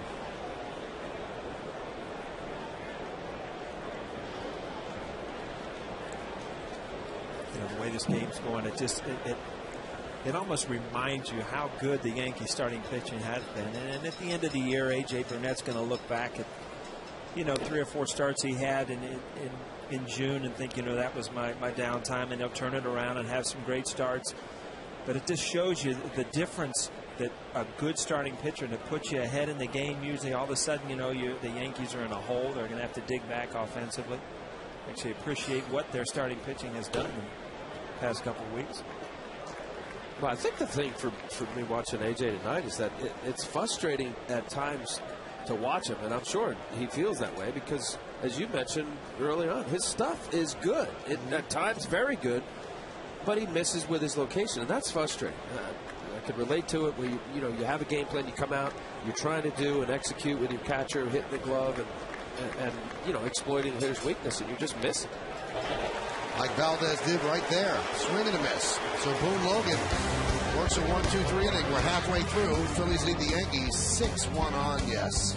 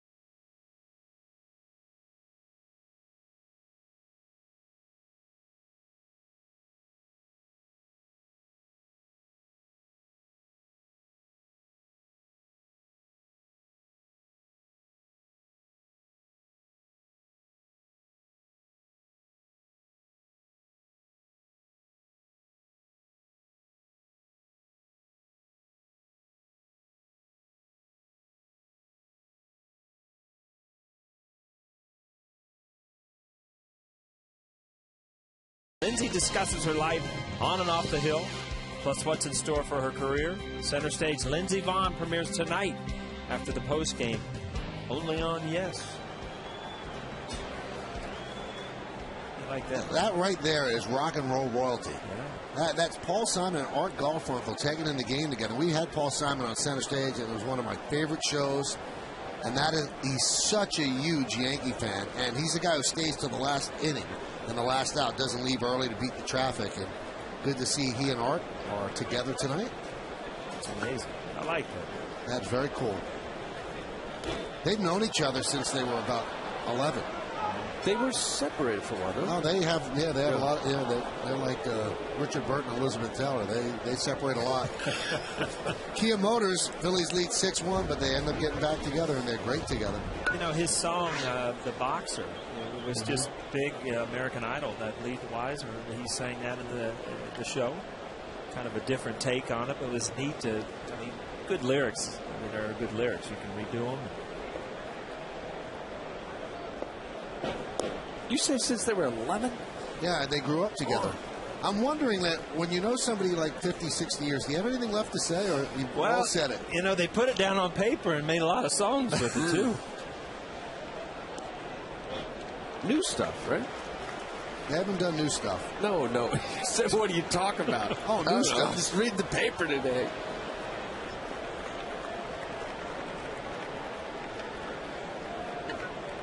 I got to tell you, though, if I'm walking down the street in Manhattan, I would recognize Paul Simon, but I would not recognize Art Garfunkel. You might get a miss. And Cano down the strikes. Maybe not with the hat. If he didn't have the hat, maybe. Just a little fastball away, cut away, 83 miles an hour, frustrating these Yankee hitters right now, Jamie Moyer. Frustrating a good hitter there. Jamie Moyer, you know, he gave up a home run inside to Robbie. He's not going to miss with that pitch again. I mean, his bread and butter when I look back at facing Jamie Moyer as a left-handed hitter was just that little cut. It's not a slider. It's not really a fastball. It's kind of a little cut fastball away. Every once in a while he'll show you that ball, usually in off the plate. And that's what I think he was upset about when he gave up that home run to Robinson Cano, that he did not get it in off the plate. He had to absolutely drive you nuts. It just, you know, you knew it was a battle mentally. It wasn't something that, you know, you had to go up there mentally ready. You had to know that it was going to be a long at bat. No, but I mean more frustrating. It like, just drive you crazy. This took Tommy John a comfortable offer. I don't think these were comfortable. It's, you know, you see the ball, just enough late movement. Yeah. Paul had 14 hits and 53 at-bats against Moyer. 264. Not real good. Not terrible. So it was frustrating. Real frustrating. 64. 1-2. Missed inside. Moyer was actually having a good year till that start against the Red Sox. 1 inning, 9 hits, 9 runs. His ERA went from 3.98 to the 5.03 it was at the beginning of this game. You know, it's funny. There's a guy in the time of his career that really doesn't care about an ERA. You know, he's not trying to, you know, win another contract. He's just going out there trying to win some games for a good team, possibly pitch in the playoffs again. That one is driven deep to left field. Ibanez back, track, wall, see ya! Home run, Jorge Posada. Yankees' second hit. Yankees' second home run. It's now 6-2 Phillies.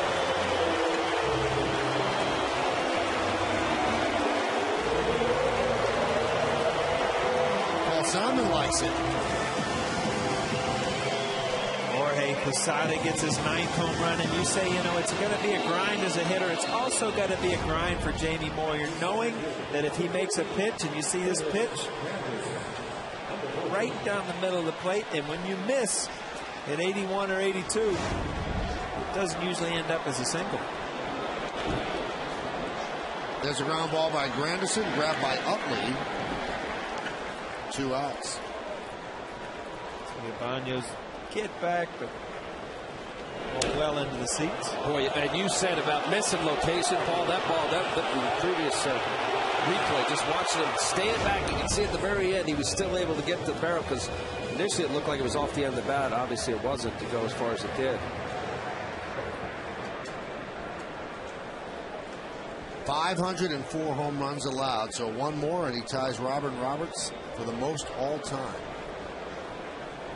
You can't be the leader of all-time home runs, but chances are he's going to end up in his career without having a long, pretty successful career.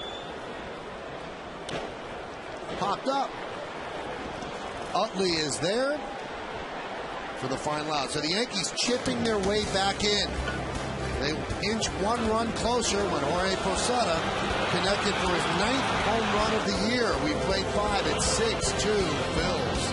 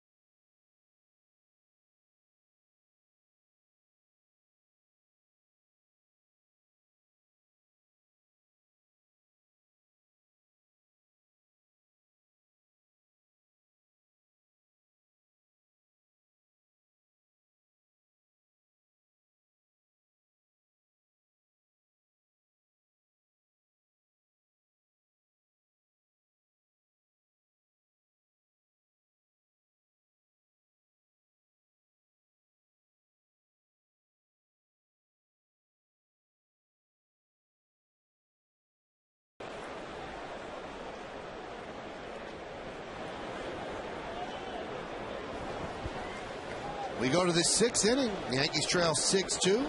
Boone Logan doing a nice job in relief of A.J. Burnett. Yankees 2 hits, both home runs, Cano and Posada. Both solo shots. Here's Victorino. And there's a strike. Now, they can't go that far with Logan because he wasn't pitching long relief at Scranton Wilkes-Barre. So they'll get their bullpen ready in a hurry. And it's Chad Godin. That one is driven to left field. Gardner is there, and he puts it away for the first out. Time for another look at tonight's Toyota Text Poll. Once again, the question, do you think the Phillies will win their 3rd straight National League pennant? You can text your vote to 58772. You've been doing that. Here's how you voted. Wow, 87% say no. That's a lot of Yankee fans voting in there. Yeah, but who are they voting for? Yeah, I mean, they're not voting for the Mets. They're voting for the Mets. Well, I guess you're right. They wouldn't vote for the Mets, would they? But it is National League pennant, not just the National League East. There's Polanco. I actually misunderstood that at the beginning. I thought it was the East. I don't think a National League team has not won the National League pennant 3 years in a row since the Cardinals in the 1940s. So it's a very difficult thing to do, to go to the World Series 3 years in a row. Well, you went 4 years in a row. Nothing wrong with that. Nothing. I'm sure you enjoyed it. It's not like it's against the rules or anything. Huh? It's just tough.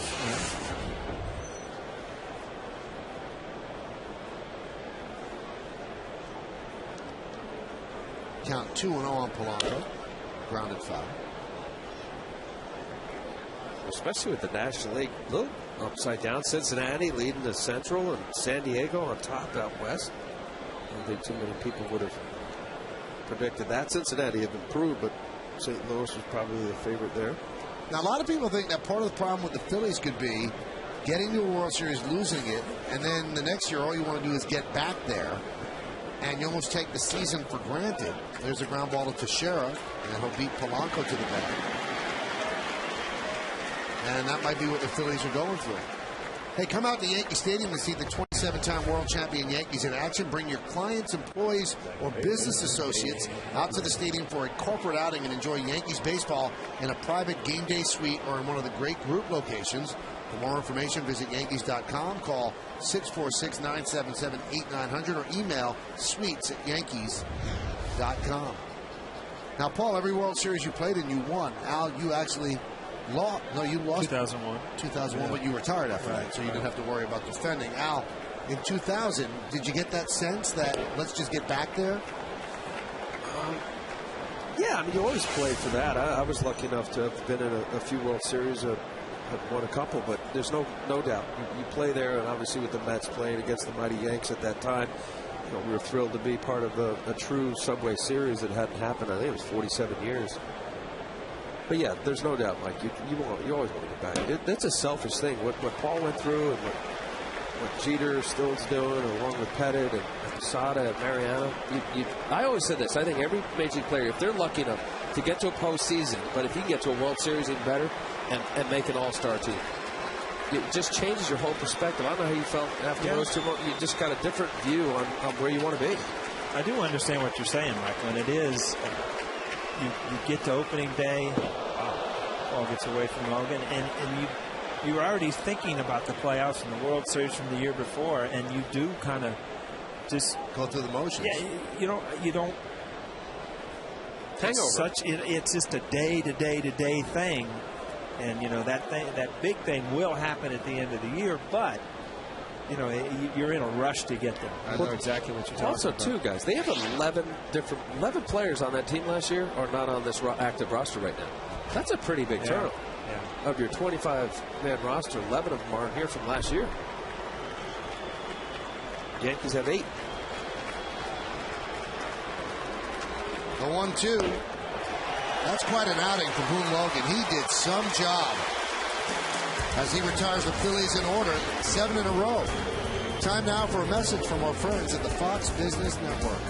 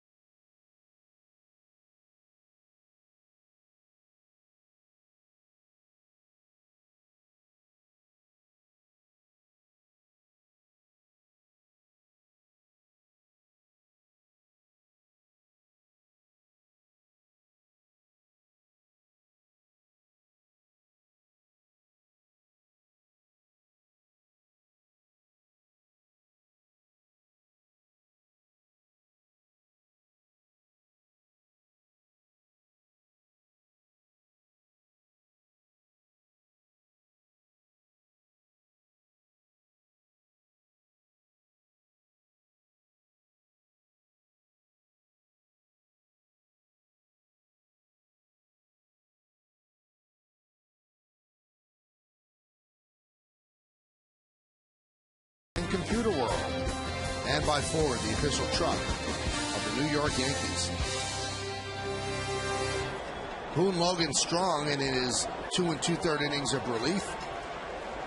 And now Jamie Moyer is trying to hold off the Yankee offense. So Logan has restored order to the proceedings, but the Yankees need to make up 4 runs.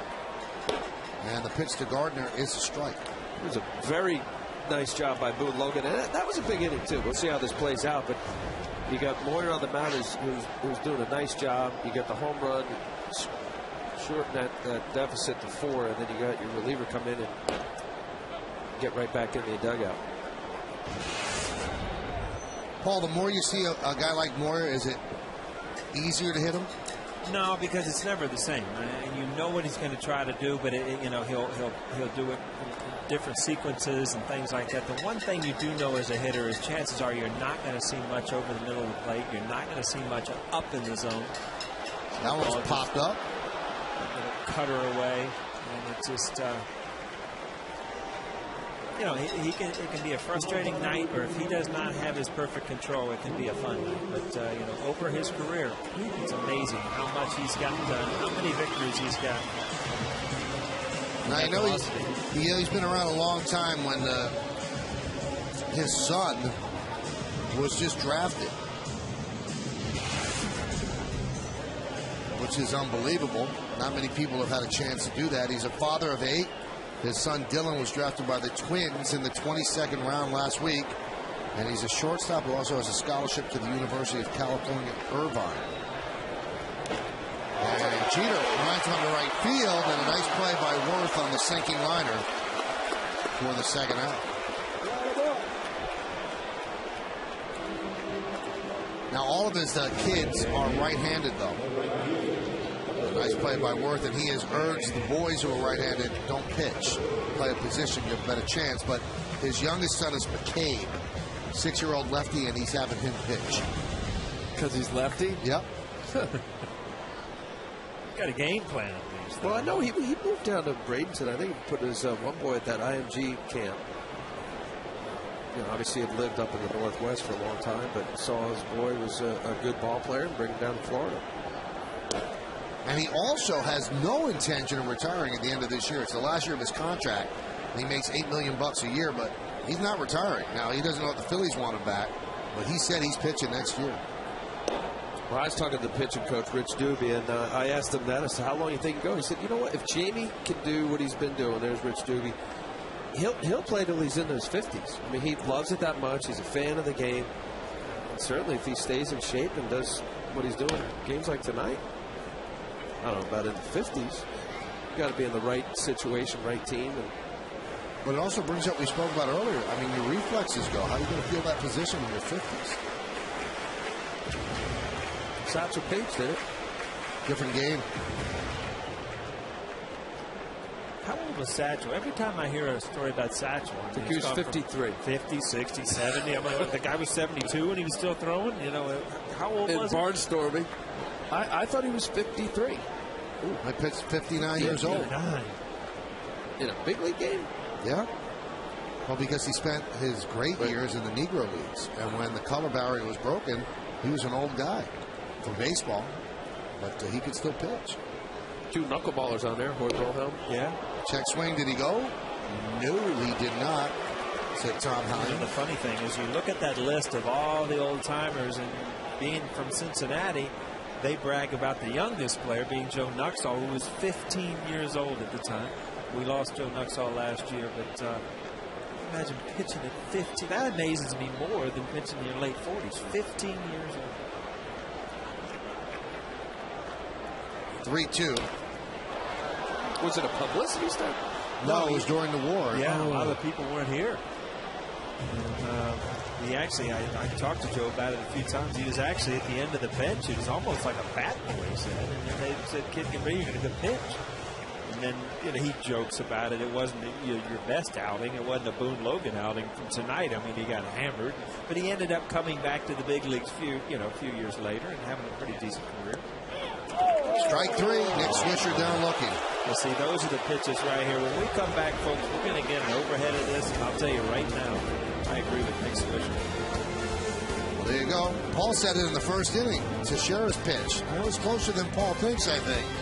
Pretty close. We go to the 7th.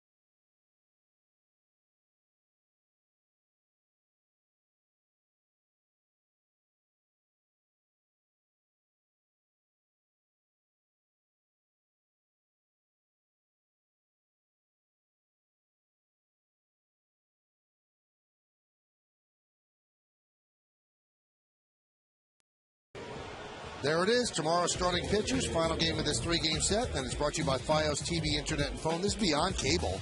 This is Fios. Kyle Kendrick will get the start for the Phils. And Andy Pettit, who's been great. Seems like he's pitching his way onto the American League All-Star team.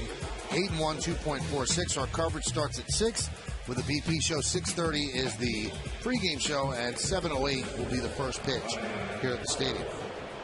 Verizon Wireless scoreboard. Some love in the crowd.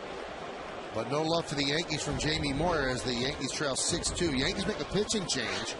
Chad Godin will face Ryan Howard. They didn't want to push Boone Logan anymore because, you know, they'd rather have Logan facing Howard than Godin. But you can't push a guy who's a short reliever in the minors past 2 2/3. And those are Godin's numbers, and not very good. Howard, Worth, and Ibanez, a tough part of the order to navigate. Count 0-2. A little bit of a gamble here for Girardi because the Yankees are still in this game. The Philly bullpen is somewhat flammable. And if you hold them at 6-2, you still have 3 innings to go. But you go with Godin rather than your other short guys, and you hope that he does the job. Godin really is the Yankees' long man. Well, with Robertson pitching last night at Channel Park, of course, Java setting up Mariano, which really wouldn't be his inning in the 7th, more of an 8th inning guy. This is just holding the gap here, as you say, Michael, to keep the score where it is. Swing and a miss, so he strikes out Howard on a high fastball. Here's Jason Worth coming up. He's 1 for 2 with an intentional walk. Let's check out the Home Depot hitter scouting report, Paul. Well, free agents, you know what that means. Big year, big numbers. I mean, if you think about it, he and Carl Crawford are probably the 2 big outfielders that are going to be possibly be on the market. But he struggled since mid-May. I mean, he's really got off to a decent start. But since mid-May, he's hit 178. And we saw that change a little bit with a home run last time up. Yeah, but family genes, I mean, you go from Dick Schofield, who I played with against his son, and then he's a nephew of Dennis Worth, who was also in the major league. So, you know, major league blood, major league player, good player too. Godin working quickly and throwing strikes, has a live fastball tonight. That was 93 miles an hour. The count 0-2. Yeah, I know Godin has struggled since coming over from the A's. We showed his numbers. That was combined with Oakland and the Yankees. His Yankee ERA is 7. Well, now down lower than that. And he's a gunslinger. The guy just gets up there, is not afraid. You know, you mentioned Michael, 93-mile-an-hour fastball, good split changeup, good breaking ball, 2 different speeds. Has to be more on the corners.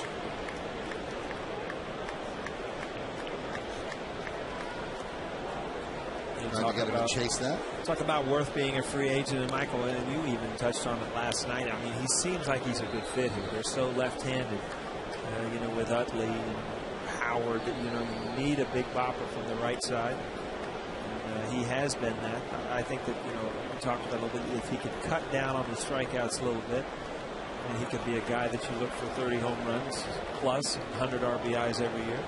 Well, you mentioned about the free agent. I think Charlie Manuel was quoted as saying that it might be on his mind, and then Worth got upset with that, saying he doesn't know what I'm thinking. But, you know, when you have, as you mentioned, Paul, you know, pending free agency, that the Phillies locked up a few of the young players around him, and you're not locked up, you know, you start saying, hey, what about me? Especially after the year he had last year.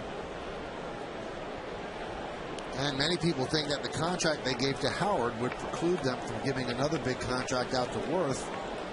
So we'll see how that works out. They do have some young outfielders, but they're all left-handed hitters in their system. And this team's very lefty. 3-2. Shattered bat popped up. Cano will make the play for the second out. Let's check out the Phillies in-game box score, which is brought to you by McDonald's. A lot of hits in there. Shane Victorino with the big blow. A 3-run, bases loaded triple. And that came in the second inning. Home run for Ryan Howard. Home run for Jason Worth. Back-to-back in the third. RBI for Greg Dobbs. And a run and a hit for Wilson Valdez. 2 walks for Brian Schneider. So let's see how Yesmo shows us how that's shattered. Yeah, I hate that right there. Now Leiter loves it. You bet it. Oh. You know, an amazing stat to me, Michael, is I was looking at their lineup, and you're thinking of Worth, Utley, and Ryan hitting back-to-back-to-back, and they hit their first back-to-back home runs of the year tonight. In that ballpark? Yeah. Yep. Philly? Yeah.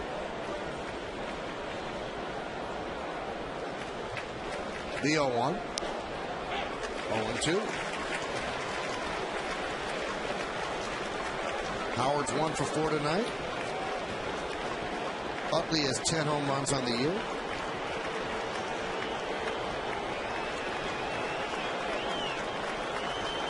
And the 0-2. Just missed. Well, that's a good 0-2 pitch to me. Some of these times that, you know, you bounce a curveball or you throw a pitch over the guy's head, you don't want to waste a pitch. This is a pitch that is close enough that a hitter has to think about swinging. And if you do, you're probably going to ground out.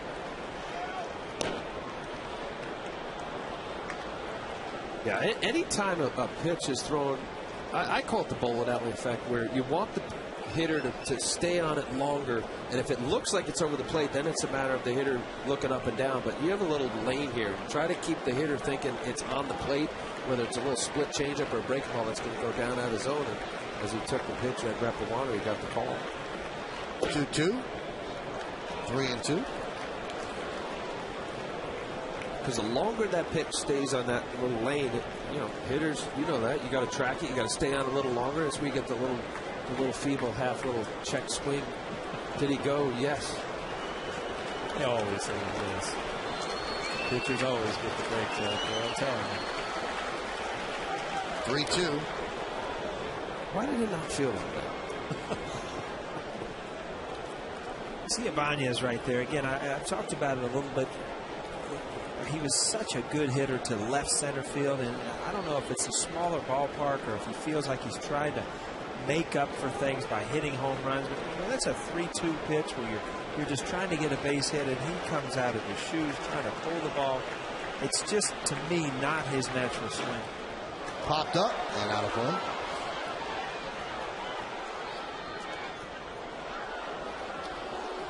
Yeah, when he came over to the Phillies, I mean, he was just electric the first half. I always saw Ibanez as a guy that any kind of fastball, especially high, really get on top and just never got off the fastball.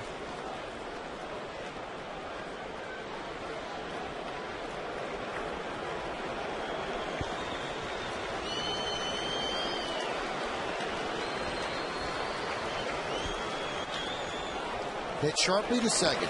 Cano is there, and a 1-2-3 inning by Chaco down to pitch very well here in the seventh. At the end of 6.5, time for the seventh inning stretch here at the stadium. Phillies lead the Yankees 6-2, but we're going to stay right here to honor America in the Bronx.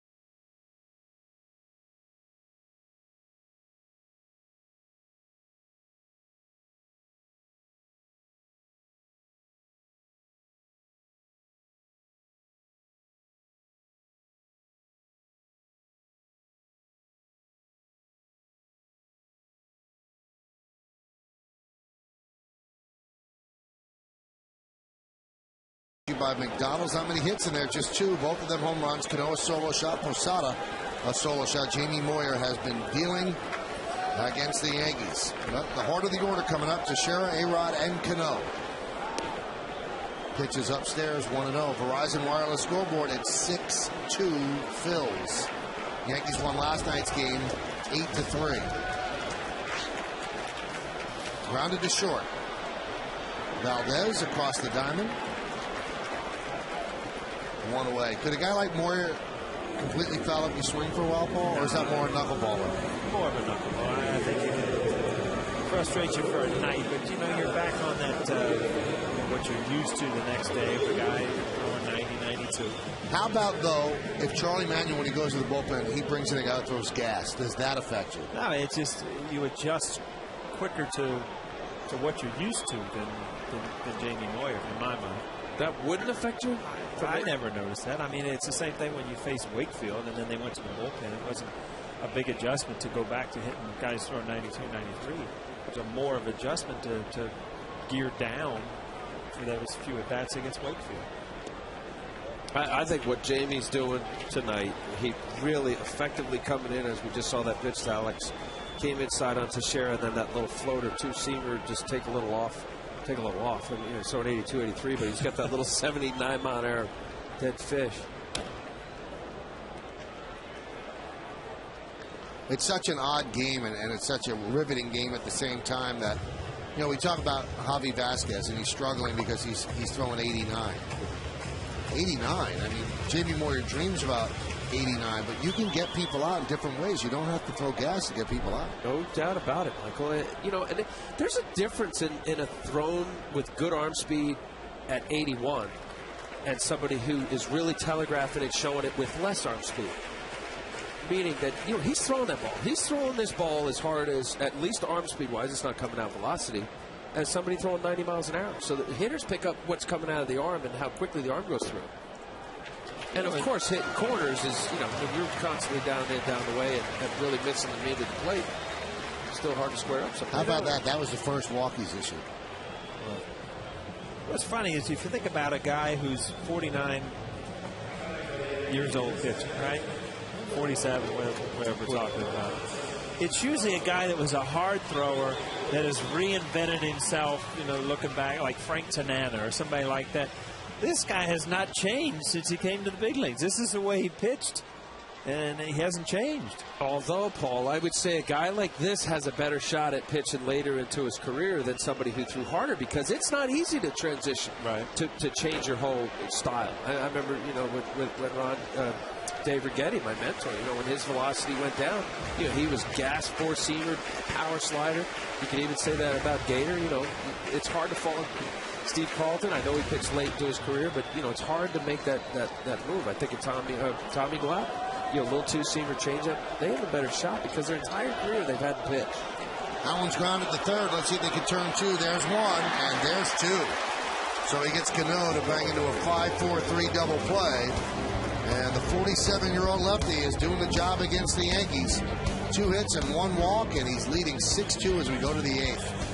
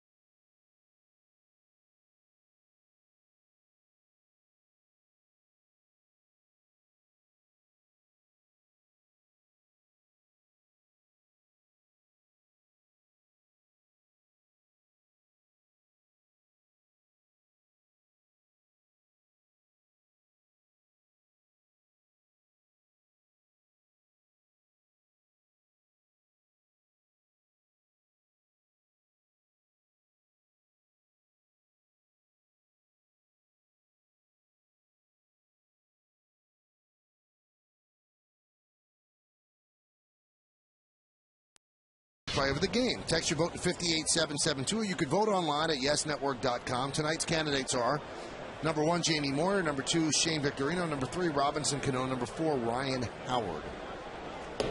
Vote now, make your voice heard. Standard text messaging rates apply. Paul? I mean, you got to give it to Moyer at this point, I would think. Huh? At this point, absolutely. That last inning was the first time he pitched from the stretch with the walk, giving up 2 solo home runs. What an outing! And you know, you were talking about him, Marvin, on 47. His last outing, Crushed. One inning.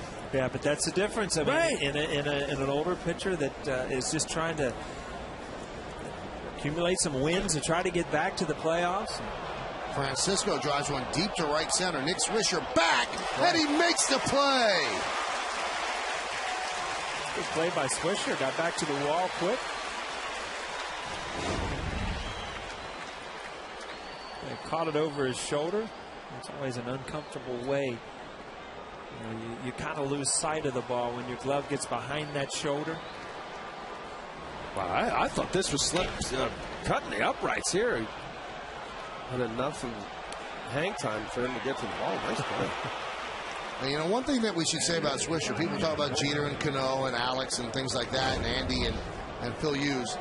He has a legitimate claim on an all-star spot. He's played a good right field. He's done a great job offensively. He's been consistent through every single month. And I don't know if he's going to win in a popularity vote. I know he's one of the athletes that has the most Twitter followers of anybody. I mean, a lot. I don't know if those people vote. But he's got a shot, and his manager is the manager, and Joe Girardi likes him an awful lot. Now, speaking of voting for the All-Star game, it's now open for the 2010 game in Anaheim. Help send your favorite New York Yankees to this year's All-Star game by voting up to 25 times at Yankees.com. Visit Yankees.com. Cast your ballot now for your 2010 All-Stars. Vote early and vote often. That's what they used to say in Chicago. Vote today at Yankees.com. Swisher has 1,215,016 Twitter followers. What does that mean? That means that when he sends out a Twitter or a tweet, it goes to that many people. They're all signed up for his Twitter account. How do you do that? Now, the one thing that I would say, if he's got 1.2 million, everybody could vote 25 times. He should be leading by a lot. Why aren't these people voting for him then? You just got him started in the All-Star game. I mean, I'm just thinking of what is. I mean, you look at what's changed in the game. Guys are tweeting, whatever you call it. They're not twitting. They're twitting. They're tweeting. Just before the game, right before you go out to get loose, well, unless he gets voted in, computer. one thing that might go against him, and I know Joe is going to have a big say in the vote, is that there's a lot of other Yankees that are going to be on the team. You got Phil Hughes, Pettit, Mariano. Jeter and Cano will be voted in. They probably take Alex Rodriguez as an extra if he doesn't get the vote over Evan Longoria, which it doesn't like he will. Yeah, it's going to be a lot. But that shouldn't play against Swisher if he deserves it. No, but I know what you're saying now. You can't show up as a manager with like eight or nine guys from your own team. It just doesn't look right. Although, the Yankees, they won the championship. They won the championship, and who knows? They could be 5 games up by the All-Star break. And I always think that, the winning team should have the most guys there. So the winner goes to spoils. What? What did you just say? No, you just let that go, Paul. You just pretend like you know what he's talking about. When you win, you're deserving of all the things that come with winning. It's an expression. To the winner goes the spoils. To the victor goes the spoils. Is the phrase. Now you get it.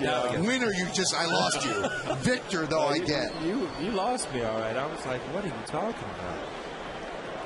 You said that a lot over the last week. 1-2. How about this? The power of your voice, Paul. In the last 60 seconds, Nick Swisher got 36 more followers on Twitter. Yeah, that's true. How do you get on an account? I mean, what do you do?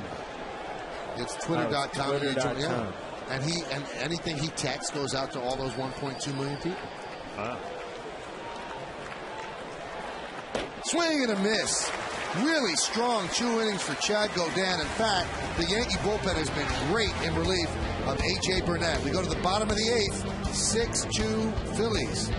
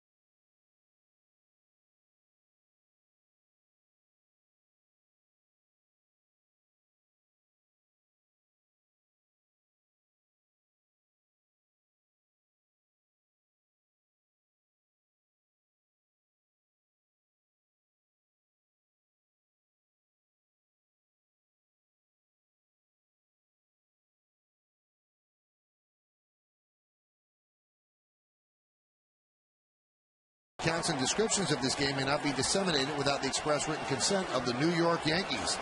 Yankees running out of time. Jamie Moyer still on the mound. Jorge Posada leads off. And that one is served foul down the right field line. Now, Paul, you want to start a campaign, I heard, for Kim Jones, right? I was a little disappointed. I know she's into the tweeting and the twitting and all that kind of stuff, which I act like I know what she's talking about, which I have no clue. So, right. Yeah, it just amazes me that Nick Swisher's so far ahead in the fan vote. He has 1.2 million Twitter followers, and Kim, at last count, 6,072. Now, you tell me, though, are you going to... find out if he catches this first if it ever comes down. There we go. Are you going to... How do you say, twit or tweet? Tweet. Are you going to tweet Swisher or are you going to tweet Kim Jones? You asking me? I don't tweet. I'm asking you. I don't tweet. But Kim should have more. Hypothetically, though, if you did. Oh, I would tweet Kim Jones. Well, there we go. That's my point. I had to make a point. If you want to join Kim's Twitter account, it's Yes Kim Jones. Look at that. And there's Kim. She's tweeting right now with her knees. Yeah. She's got both hands. Now, that right there is going to get a nice little boost on her. I'm hoping. Let's see. So she's at 6,072. We want to get her up to Nick Swisher's total of 1,200,000. Wow, we better go in extra innings. That's a lot of people. Fouled away in the count 0-2. I mean, you don't want to keep harping on it. It's amazing what this guy's doing against a team that leads the American League in runs. And he's doing it with an 80. That was 77 miles an hour. And he gets Granderson to fly out to Vizcaíno. I think, Michael, in a game like this, Jamie Moyer, there's a reason why he's won 264 games in his career. He's feeding off a lineup, as you mentioned, a great hitting team, the Yankees, of their aggressiveness. And he's just enough off the barrel of the bat. This is a breaking ball. Took a little bit off, 77 miles an hour. Looks very hittable. Pulls off. Granderson does. And just slices to center field. Just enough movement. So if you got a game plan for Jamie Moyer, it's score a bunch of runs early because then he's very effective. And if you look at this as a 1-to-1 game, there's a lot more pressure on him. And right now he's free and easy. Yep. He knows how to pitch with the lead. And I think that does not get understated. A 2-0 pitch, 2-1 pitch in a tight ball game when you're throwing what Jamie throws velocity-wise, you squeeze the ball a little tighter, you try to make that perfect pitch, you leave it out over. The mindset of the hitter is different. There's a ground ball under the glove of Polanco. Valdez fields, but not in time for Russo. So an infield single for Kevin Russo.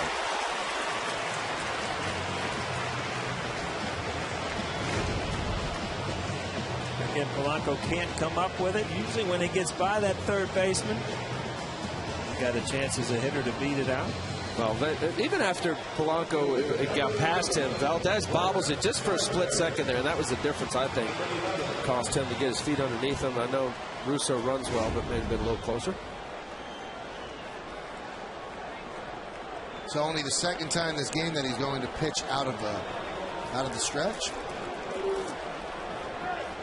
And here's Gardner. Pitch outside.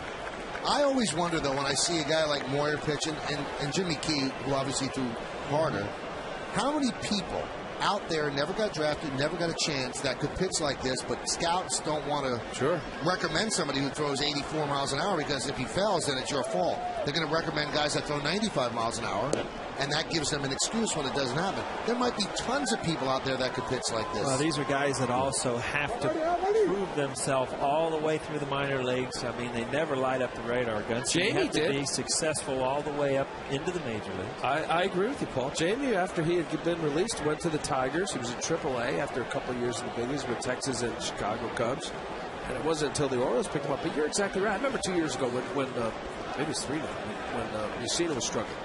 There were some scouts saying, look, if we were to rate him out, this was great, Mike Mussina, not the year he won 20. Said, he would be a marginal guy that you wouldn't even consider drafting. Right. Stuff-wise, then you say, okay, this is a big league pitcher, you know who he is, the body of work.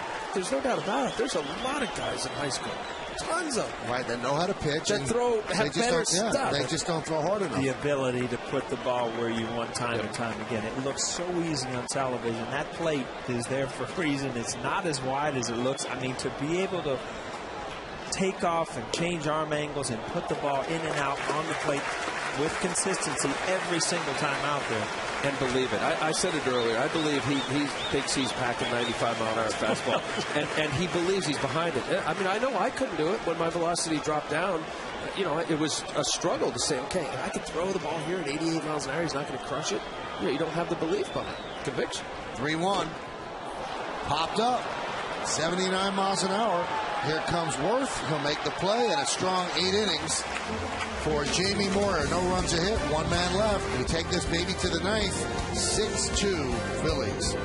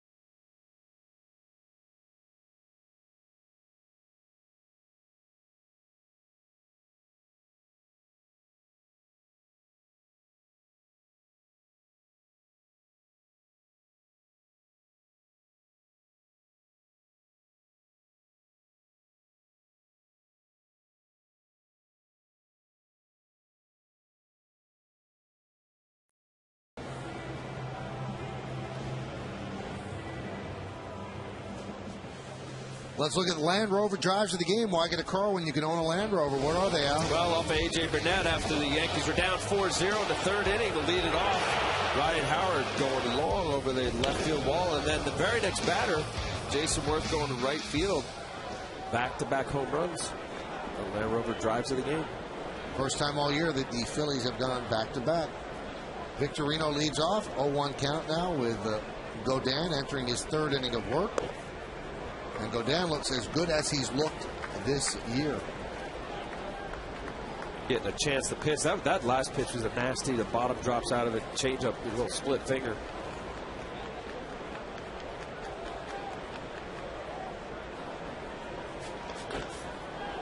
High fly ball right field. Swisher is there. And there's one of Paul, I know you're curious about this, and we want to give our viewers an idea of the power of what they could do. Kim Jones has gained 600 Twitter followers since we spoke about it. See that? But there should be more. I mean, there are millions of people that listen to these games. The lines are probably busy. Right. Yeah, but they have an 800 number, too. You don't just have to do 212. Yeah. If you want to join, it's yes, Kim Jones. You know, I'm thinking sports fans better get the rest tonight. Tomorrow's a huge day in sports, you know? Game 7. Got Game 7, got the Yankees. The Open starts tomorrow, the U.S. Open. Pretty good day if you're a sports fan, huh? World Cup. World Cup. Brad Lidge will try to close it out. There's a strike. Did you mention Argentina, South Korea in the morning? That's pretty early in the morning, though, isn't it? 7:30. I mean, you've really got to want it to get up at that point. Big upset, Spain. Switzerland over Spain. Big upset. Huge. Yeah. Is that the second time they've lost in 52 matches, I think? What are those things called you said in the pregame? Vuvuzelas. That noise? Yeah. I mean, it does. It sounds like a beehive. That's what they had on at TV. Olympic Stadium. Remember the little horn? Yeah, but they didn't have that many of them, believe me. Huh? Yeah, exactly. Everybody was at the hockey game. We only had 15 people in the stand. Vuvuzelas, they are annoying. With 2-1, there's a strike. They thought about banning them, but they don't think it's right. It's a local custom. No vuvuzelas outside Yankee Stadium, but if you want to make a buzzing sound, make the guy feel at home. You know what else I saw in the pregame when they had the shot from over the stadium? Just reminded me something. Now, you might want to jump in this and see what kind of action you want. I challenged Michael to a hoop game over here. They showed the basketball court right by Yankee Stadium. You challenged him, and then he said, "No, I'll play in horse." So if you want to jump in on this. First of all, I mean, how ridiculous is this? Look at you. You're in much better shape than me. You're a What's professional athlete. It has everything to do with it. There we are, right there. I just told him, don't show up in a pair of socks up to your knees and a pair of old gym black shorts. socks. Yeah, some Chuck Taylors and a pair of shorts. The old cotton kind. High fly ball, shallow right field. Swisher is there. So were you retracting your thing? You just said you could beat me in horse. I'll beat you in horse, but don't expect me to play you one-on-one. You're an animal. I've seen how you were when you played. I just asked Al if he wants to get in on a horse game, and here you are. You're shooting off over there. Come on, we got through eight and a half real easy, and now you're going to ruin it.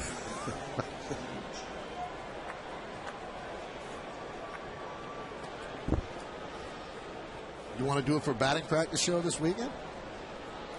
What do I got to do if I lose? The show? I don't think you should ever show up again. I'm going to be out of a job. Huh? Go home. That whole Warrior tag would be over. Here's Chase Utley. Pitch outside. So the Yankees will go from Moyer to Lidge in the bottom of the ninth inning as they try to make up a 4-run deficit. And Lidge blew a save last year against the Yankees here during the regular season.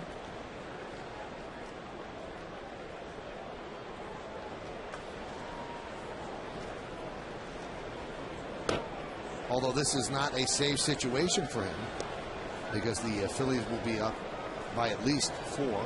He struggled this year with injuries, ineffectiveness, and they really need to straighten him out. For a while, Jose Contreras was the closer and did a really nice job. Is still doing a really nice job. ERA in the ones. Yeah, they have him setting up now, pretty much.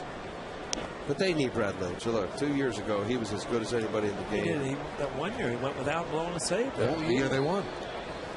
He's had some knee trouble and just hasn't been the same. I'll tell you, from a Yankee point of view, everything's been going good. You've been rolling along, beating teams, and then you have a night like this where you're a starting pitcher. He's got great stuff, has an off night, but you look at some things that are positives. Then you look at Logan and Godin. Both of them have had good stuff tonight. Pretty much shut Philly down since they went to the bullpen. 2 2/3 scoreless innings for Boone Logan. And that one is driven to right field. Swisher's there. And 3 scoreless innings.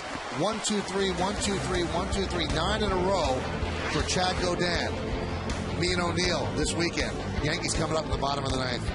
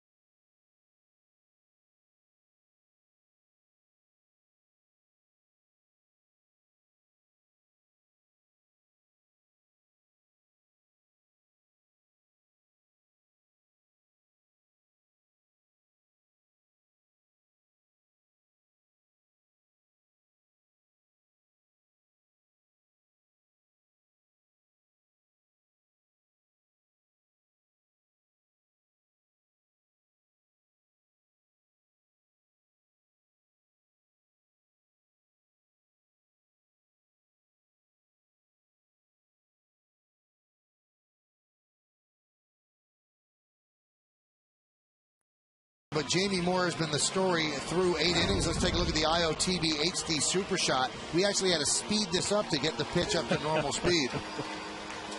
Boy, that's the powerful four-seamer there, Al. Yeah. Boy, he's been obviously very good at a very good Yankee lineup. 8 innings, only 3 hits, 2 solo home runs by Cano and Posada. Obviously, the frustration of not only Gardner, but these Yankee hitters have been off their timing all night long. You know, you could count on one hand how many pitches he really missed, and 2 of them were the home runs. I mean, he was spectacular for the Phillies tonight. Changed his speed, didn't get away from what he wants to do. I think the important thing was, I mean, it was a really, really big night for the Phillies to get out to a lead, and he's just a guy that knows how to pitch with a lead and uses it to his advantage. You see Lidge's numbers this year now. He has 4 games he's pitched against the Yankees in his career. He has a 10.38 ERA against the Bombers. And he also took the loss in Game 4 of the World Series last year. So the Yankees have the top of the order against Lidge. They need a 4-run rally here. Jeter, Swisher, and Teixeira will start it off. And after that, Alex Rodriguez and then Cano. Jeter was 0 for 3 against Moyer. Things will speed up now against Lidge. Inside. Lidge has 5 straight scoreless outings since coming up the DL. 4 2/3 innings, 3 hits, 1 walk, and 7 strikeouts. You know, I'm just looking at this team now, and I'm thinking, you know, they got off to a start last year in the World Series. They won, and everybody talked about, you know, the Yankees were down 1. But then the Yankees pretty much one-handedly. They won the World Series. But if you put them back in that situation and say you get to a game 6 or 7, and you get everybody healthy, you get Rollins back, I think Philadelphia's a better team right now. Polanco's good, and then you've got Halladay, who can be an absolute shutdown in a huge game. You agree, Al? I agree to a point. I don't know if Joe Blanton was a pretty big part, especially postseason. And I know Halladay, you could probably say, okay, Halladay, Cliff Lee, overall the body of work, I would take Halladay. But what Cliff Lee meant to that team last year was fantastic, what he did in the postseason. I think Cole Hamels is better this year, especially of late. So you do have that the 1-2 tandem there. Happ was a pleasant surprise. I just think the pitching, especially the top 3, with Joe Blanton having a good postseason, hasn't been there. Right. But offensively, I'm with you on that. I think they have a lot to do to try to turn this around offensively. Tonight, you got kind of a look of what they're expected to do, and Rollins is a big thing. Victorino's a good, solid player. But I think Polanco's a big game player, and I think Roy Halladay, in the right situation, could be unbelievable. Yeah, as good as Pedro Feliz is as a defender, I like the overall play of Polanco. I agree with you. Last year, Lee 4-0, 1.56 in the postseason. Hard to improve on that. Yeah. Here's a 3-2. Strike 3. Jeter's down looking. And he is not enamored with that call. Well, you saw Jeet kind of hesitate. You saw Brad Lidge hesitate, too. That's one of those pitches I don't think either guy expected to be a strike, and it ended up. Ball's just up, and you see a catcher move his glove down for a reason. Well, how about this? He's down by 4. You got a potential leadoff batter. You know, you got to make sure that this is. And I know he throws a lot of sliders. Looked like it was above the belt. Certainly wasn't letter high, but that pitch now in this day and age is normally called high. We're already not liking it. But I just find it an interesting pitch. No wonder why Derek Jeter gave up on it. A 4-run lead, 3-2 slider. Swisher fouls it away. Actually, it was a little slower than a slider. It was almost like a curveball. Right. I mean, his slider in the old days, boy, he threw it as hard. I mean, it was 90 miles an hour. It was a nasty, nasty pitch.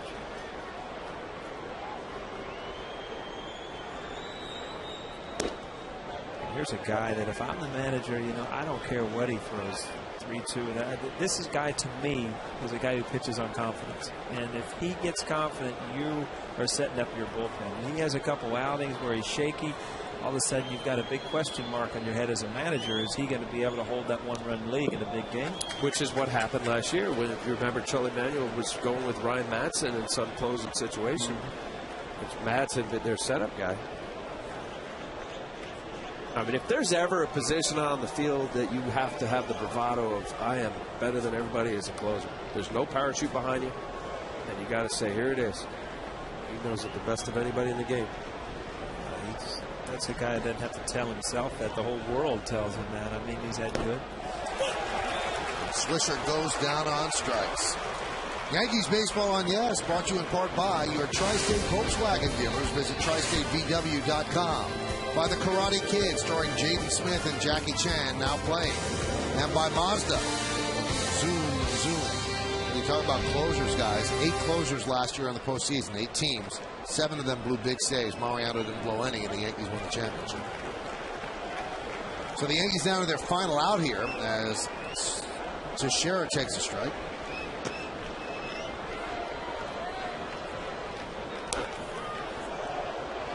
Fouled away. Coming up after the final out, Bob Lorenz, John Flaherty, and Jack Curry are back in the studio for the WB Mason postgame. You get highlights, analysis from this game and around the majors, plus Kimberly Jones gets the reaction from the clubhouse. The WB Mason postgame coming up. It's only on Yes. Count 1 and 2. I think Bob Lorenz twits. I think he does. Yeah, he does. It's tweets. You keep calling him a twit. Yeah, tweets, you know. Jack Curry does as well. Chris Sheeran, a lot of the Yes people do. 1-2. You're going to get on it tonight, aren't you? You're going to ask your son, and you're going to get a Twitter account. I'm going to need a little help. Yeah. I know that, because I couldn't do it on my own. You ever get that look from your kids out when you talk about the computer or something? They look at you like, are you kidding me? You don't understand it? Well, if you don't grow up with it, you don't understand it. You know, while you were home playing video games and stuff, I was out in the backyard playing baseball. That's what I was doing, you know? I am pretty nifty on this new iPad. Yeah. I can get the weather report like that, you know that? It's amazing how Neville has raised 4 children. You know what's funny? She's got a password on it. I got to go to her and ask the password to get on half the time. She keeps her kids off.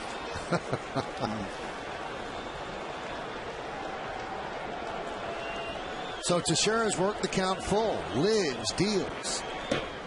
And Teixeira works a walk, so the Yankees are still alive. I got to believe right there is a pitch. Now, again, Brad Lidge throws a lot of sliders. He's pretty much become a slider closer. But again, he's 2 outs. You're up by 4. You got to throw your strike pitch. He throws a backdoor slider and misses. Now, I mean, I just think, you know, in normal situation, he's in a closing situation, 3 runs or less, and that's a pitch he's saying, okay, I'd throw that in any situation. Those are the numbers A-Rod has against Lidge, 2 for 3 with a home run.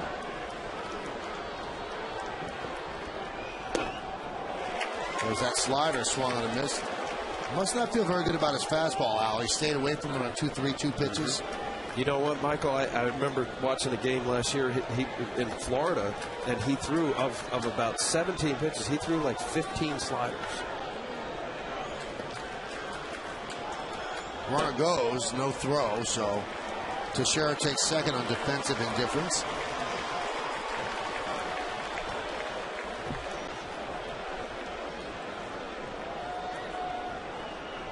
A-Rod, remember, hit that go-ahead double against Lidge in the 9th inning of Game 4 of the World Series. A big hit for Alex and for the Yanks.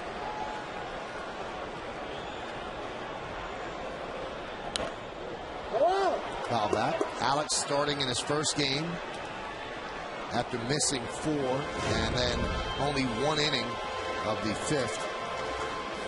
See that ball beating a little bit. Just didn't quite get to it. A lot of times when you have that leg kick part of your swing, it's a rhythm thing. And if everything isn't in rhythm, you know, you don't quite get extended on that. That's what happened on that fly ball. But when everything goes together, that's why he has the type of power he has.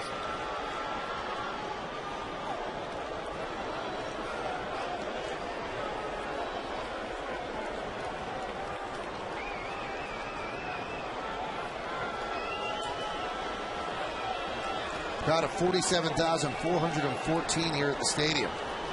And the 1-2. 2-2.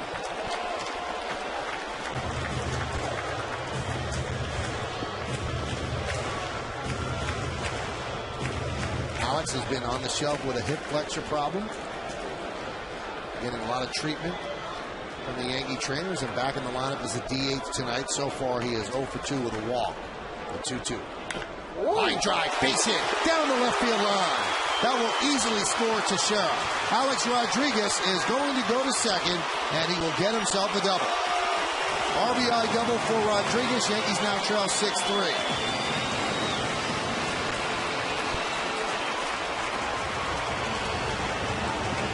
The big question here, as you see, Alex Rodriguez got that foot up, down, hangs right over the plate, arms get extended, hits an absolute bullet. And right here, as you're going into second base, you realize, you're trying to stay at kind of an even pace, 80%. And he has slow-mo, shows a breaking ball right there. Didn't have a lot of bite.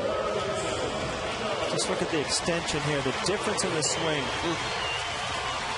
Well, Lidge has put himself in this spot, I think, with getting kind of cute with his off-speed stuff. Walking Teixeira and get behind with a slider through a fastball. Now it's fouled off and they left that slider out over. There's a fastball to Cano for a strike. Yankees get one more runner on, and that brings a time run to the plate. Cano 2 for 2 against Lidge, lifetime. Joe Girardi must have been happy with the way A-Rod ran, because you would think if he saw any limp whatsoever, he'd have a pinch runner in right now. J.C. Romero getting up just in case. Granderson, a couple of batters away. The 0-1. Now he's going fastball on the count, 1-1. So the Yankees lulled to sleep by the soft tossing of Moyer, now with 2 outs in the 9th inning, putting together a very late rally. Walk, double, and Cano is up at 6-3 Phils. Right in on the fist of Cano, and he grounds and foul.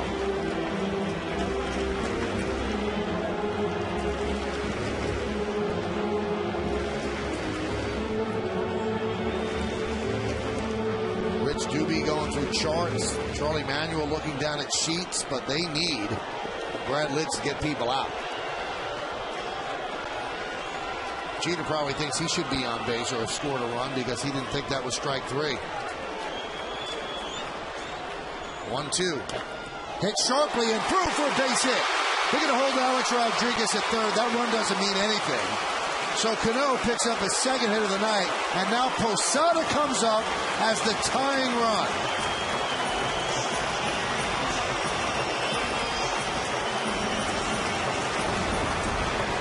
Again, you're facing the best hitter in baseball. He's going to put it in play somewhere hard. Slider down. Well, watching Lidge, and I know we're talking about it, but a lot of sliders, and obviously Cano, as good a hitter as he is, in the 5th inning, Jorge Posada from the right side hits a solo home run. This one would fall under the heading of much more dramatic. He had 2 grand slams over the weekend against the Houston Astros, 9 home runs on the year. And they're out on the mound talking with Lidge right now. This is big, obviously, for the Phillies. Now, if you keep Posada in the ballpark, then you're going to go to Romero to face Granderson. You're going to go lefty-lefty. And the Yankees, the way they struggled the whole night against Lidge, you know what? I guess they don't have much of a kick coming. They've got an opportunity to have the tying run on base with Moyer. They struggle against Lidge now. They obviously are doing the job that they need to do.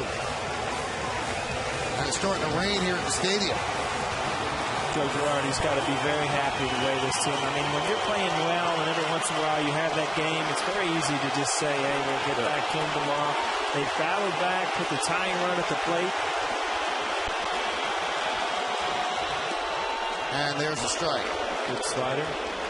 Posada has homered in 3 of his last 4 games. Rain falling here at Yankee Stadium. The Yankees would like to rain 3 runs on Brad Lidge right here. 6-3 Phillies.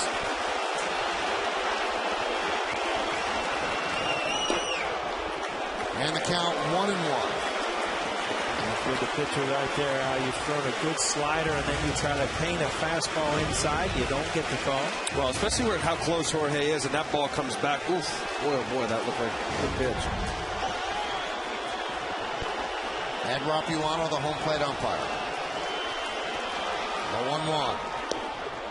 2-1.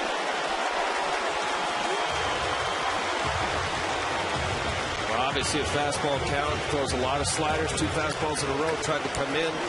The short porch and right, see if he stays away. Backdoor slider. Breaking ball, drops it in for a strike.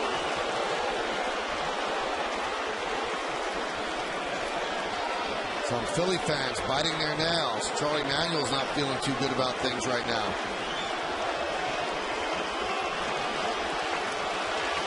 Two balls, 2 strikes, 2 outs, 2 on. The pitch. He struck him out. Slider diving down and in, so Lidge flirts with trouble, but wiggles out of it as the Yankees just score 1 run on 2 hits, no errors, and 2 men left on base. And the Yankees lose this one 6-3, and the Yankees' 9-game home winning streak has been snapped. Well, stick around for the postgame show to find out who's tonight's Chevy player of the game. The sharpest breaker you saw in the whole 9th inning, and he got to it by throwing a couple backdoor sliders. Big sigh of relief for Charlie Manuel and the Phillies. Able to change speeds on that, but I agree, Paul. I think Posada saw 2 different breaking balls. A little harder one that was like a cutter, and then that was more of a true slider depth. Well, the Phillies have evened up this series. Yankees won last night, the Phillies tonight. Come back, we have an award to give out, and then the post game with Bob, Jack, John, and Kim. Stick around.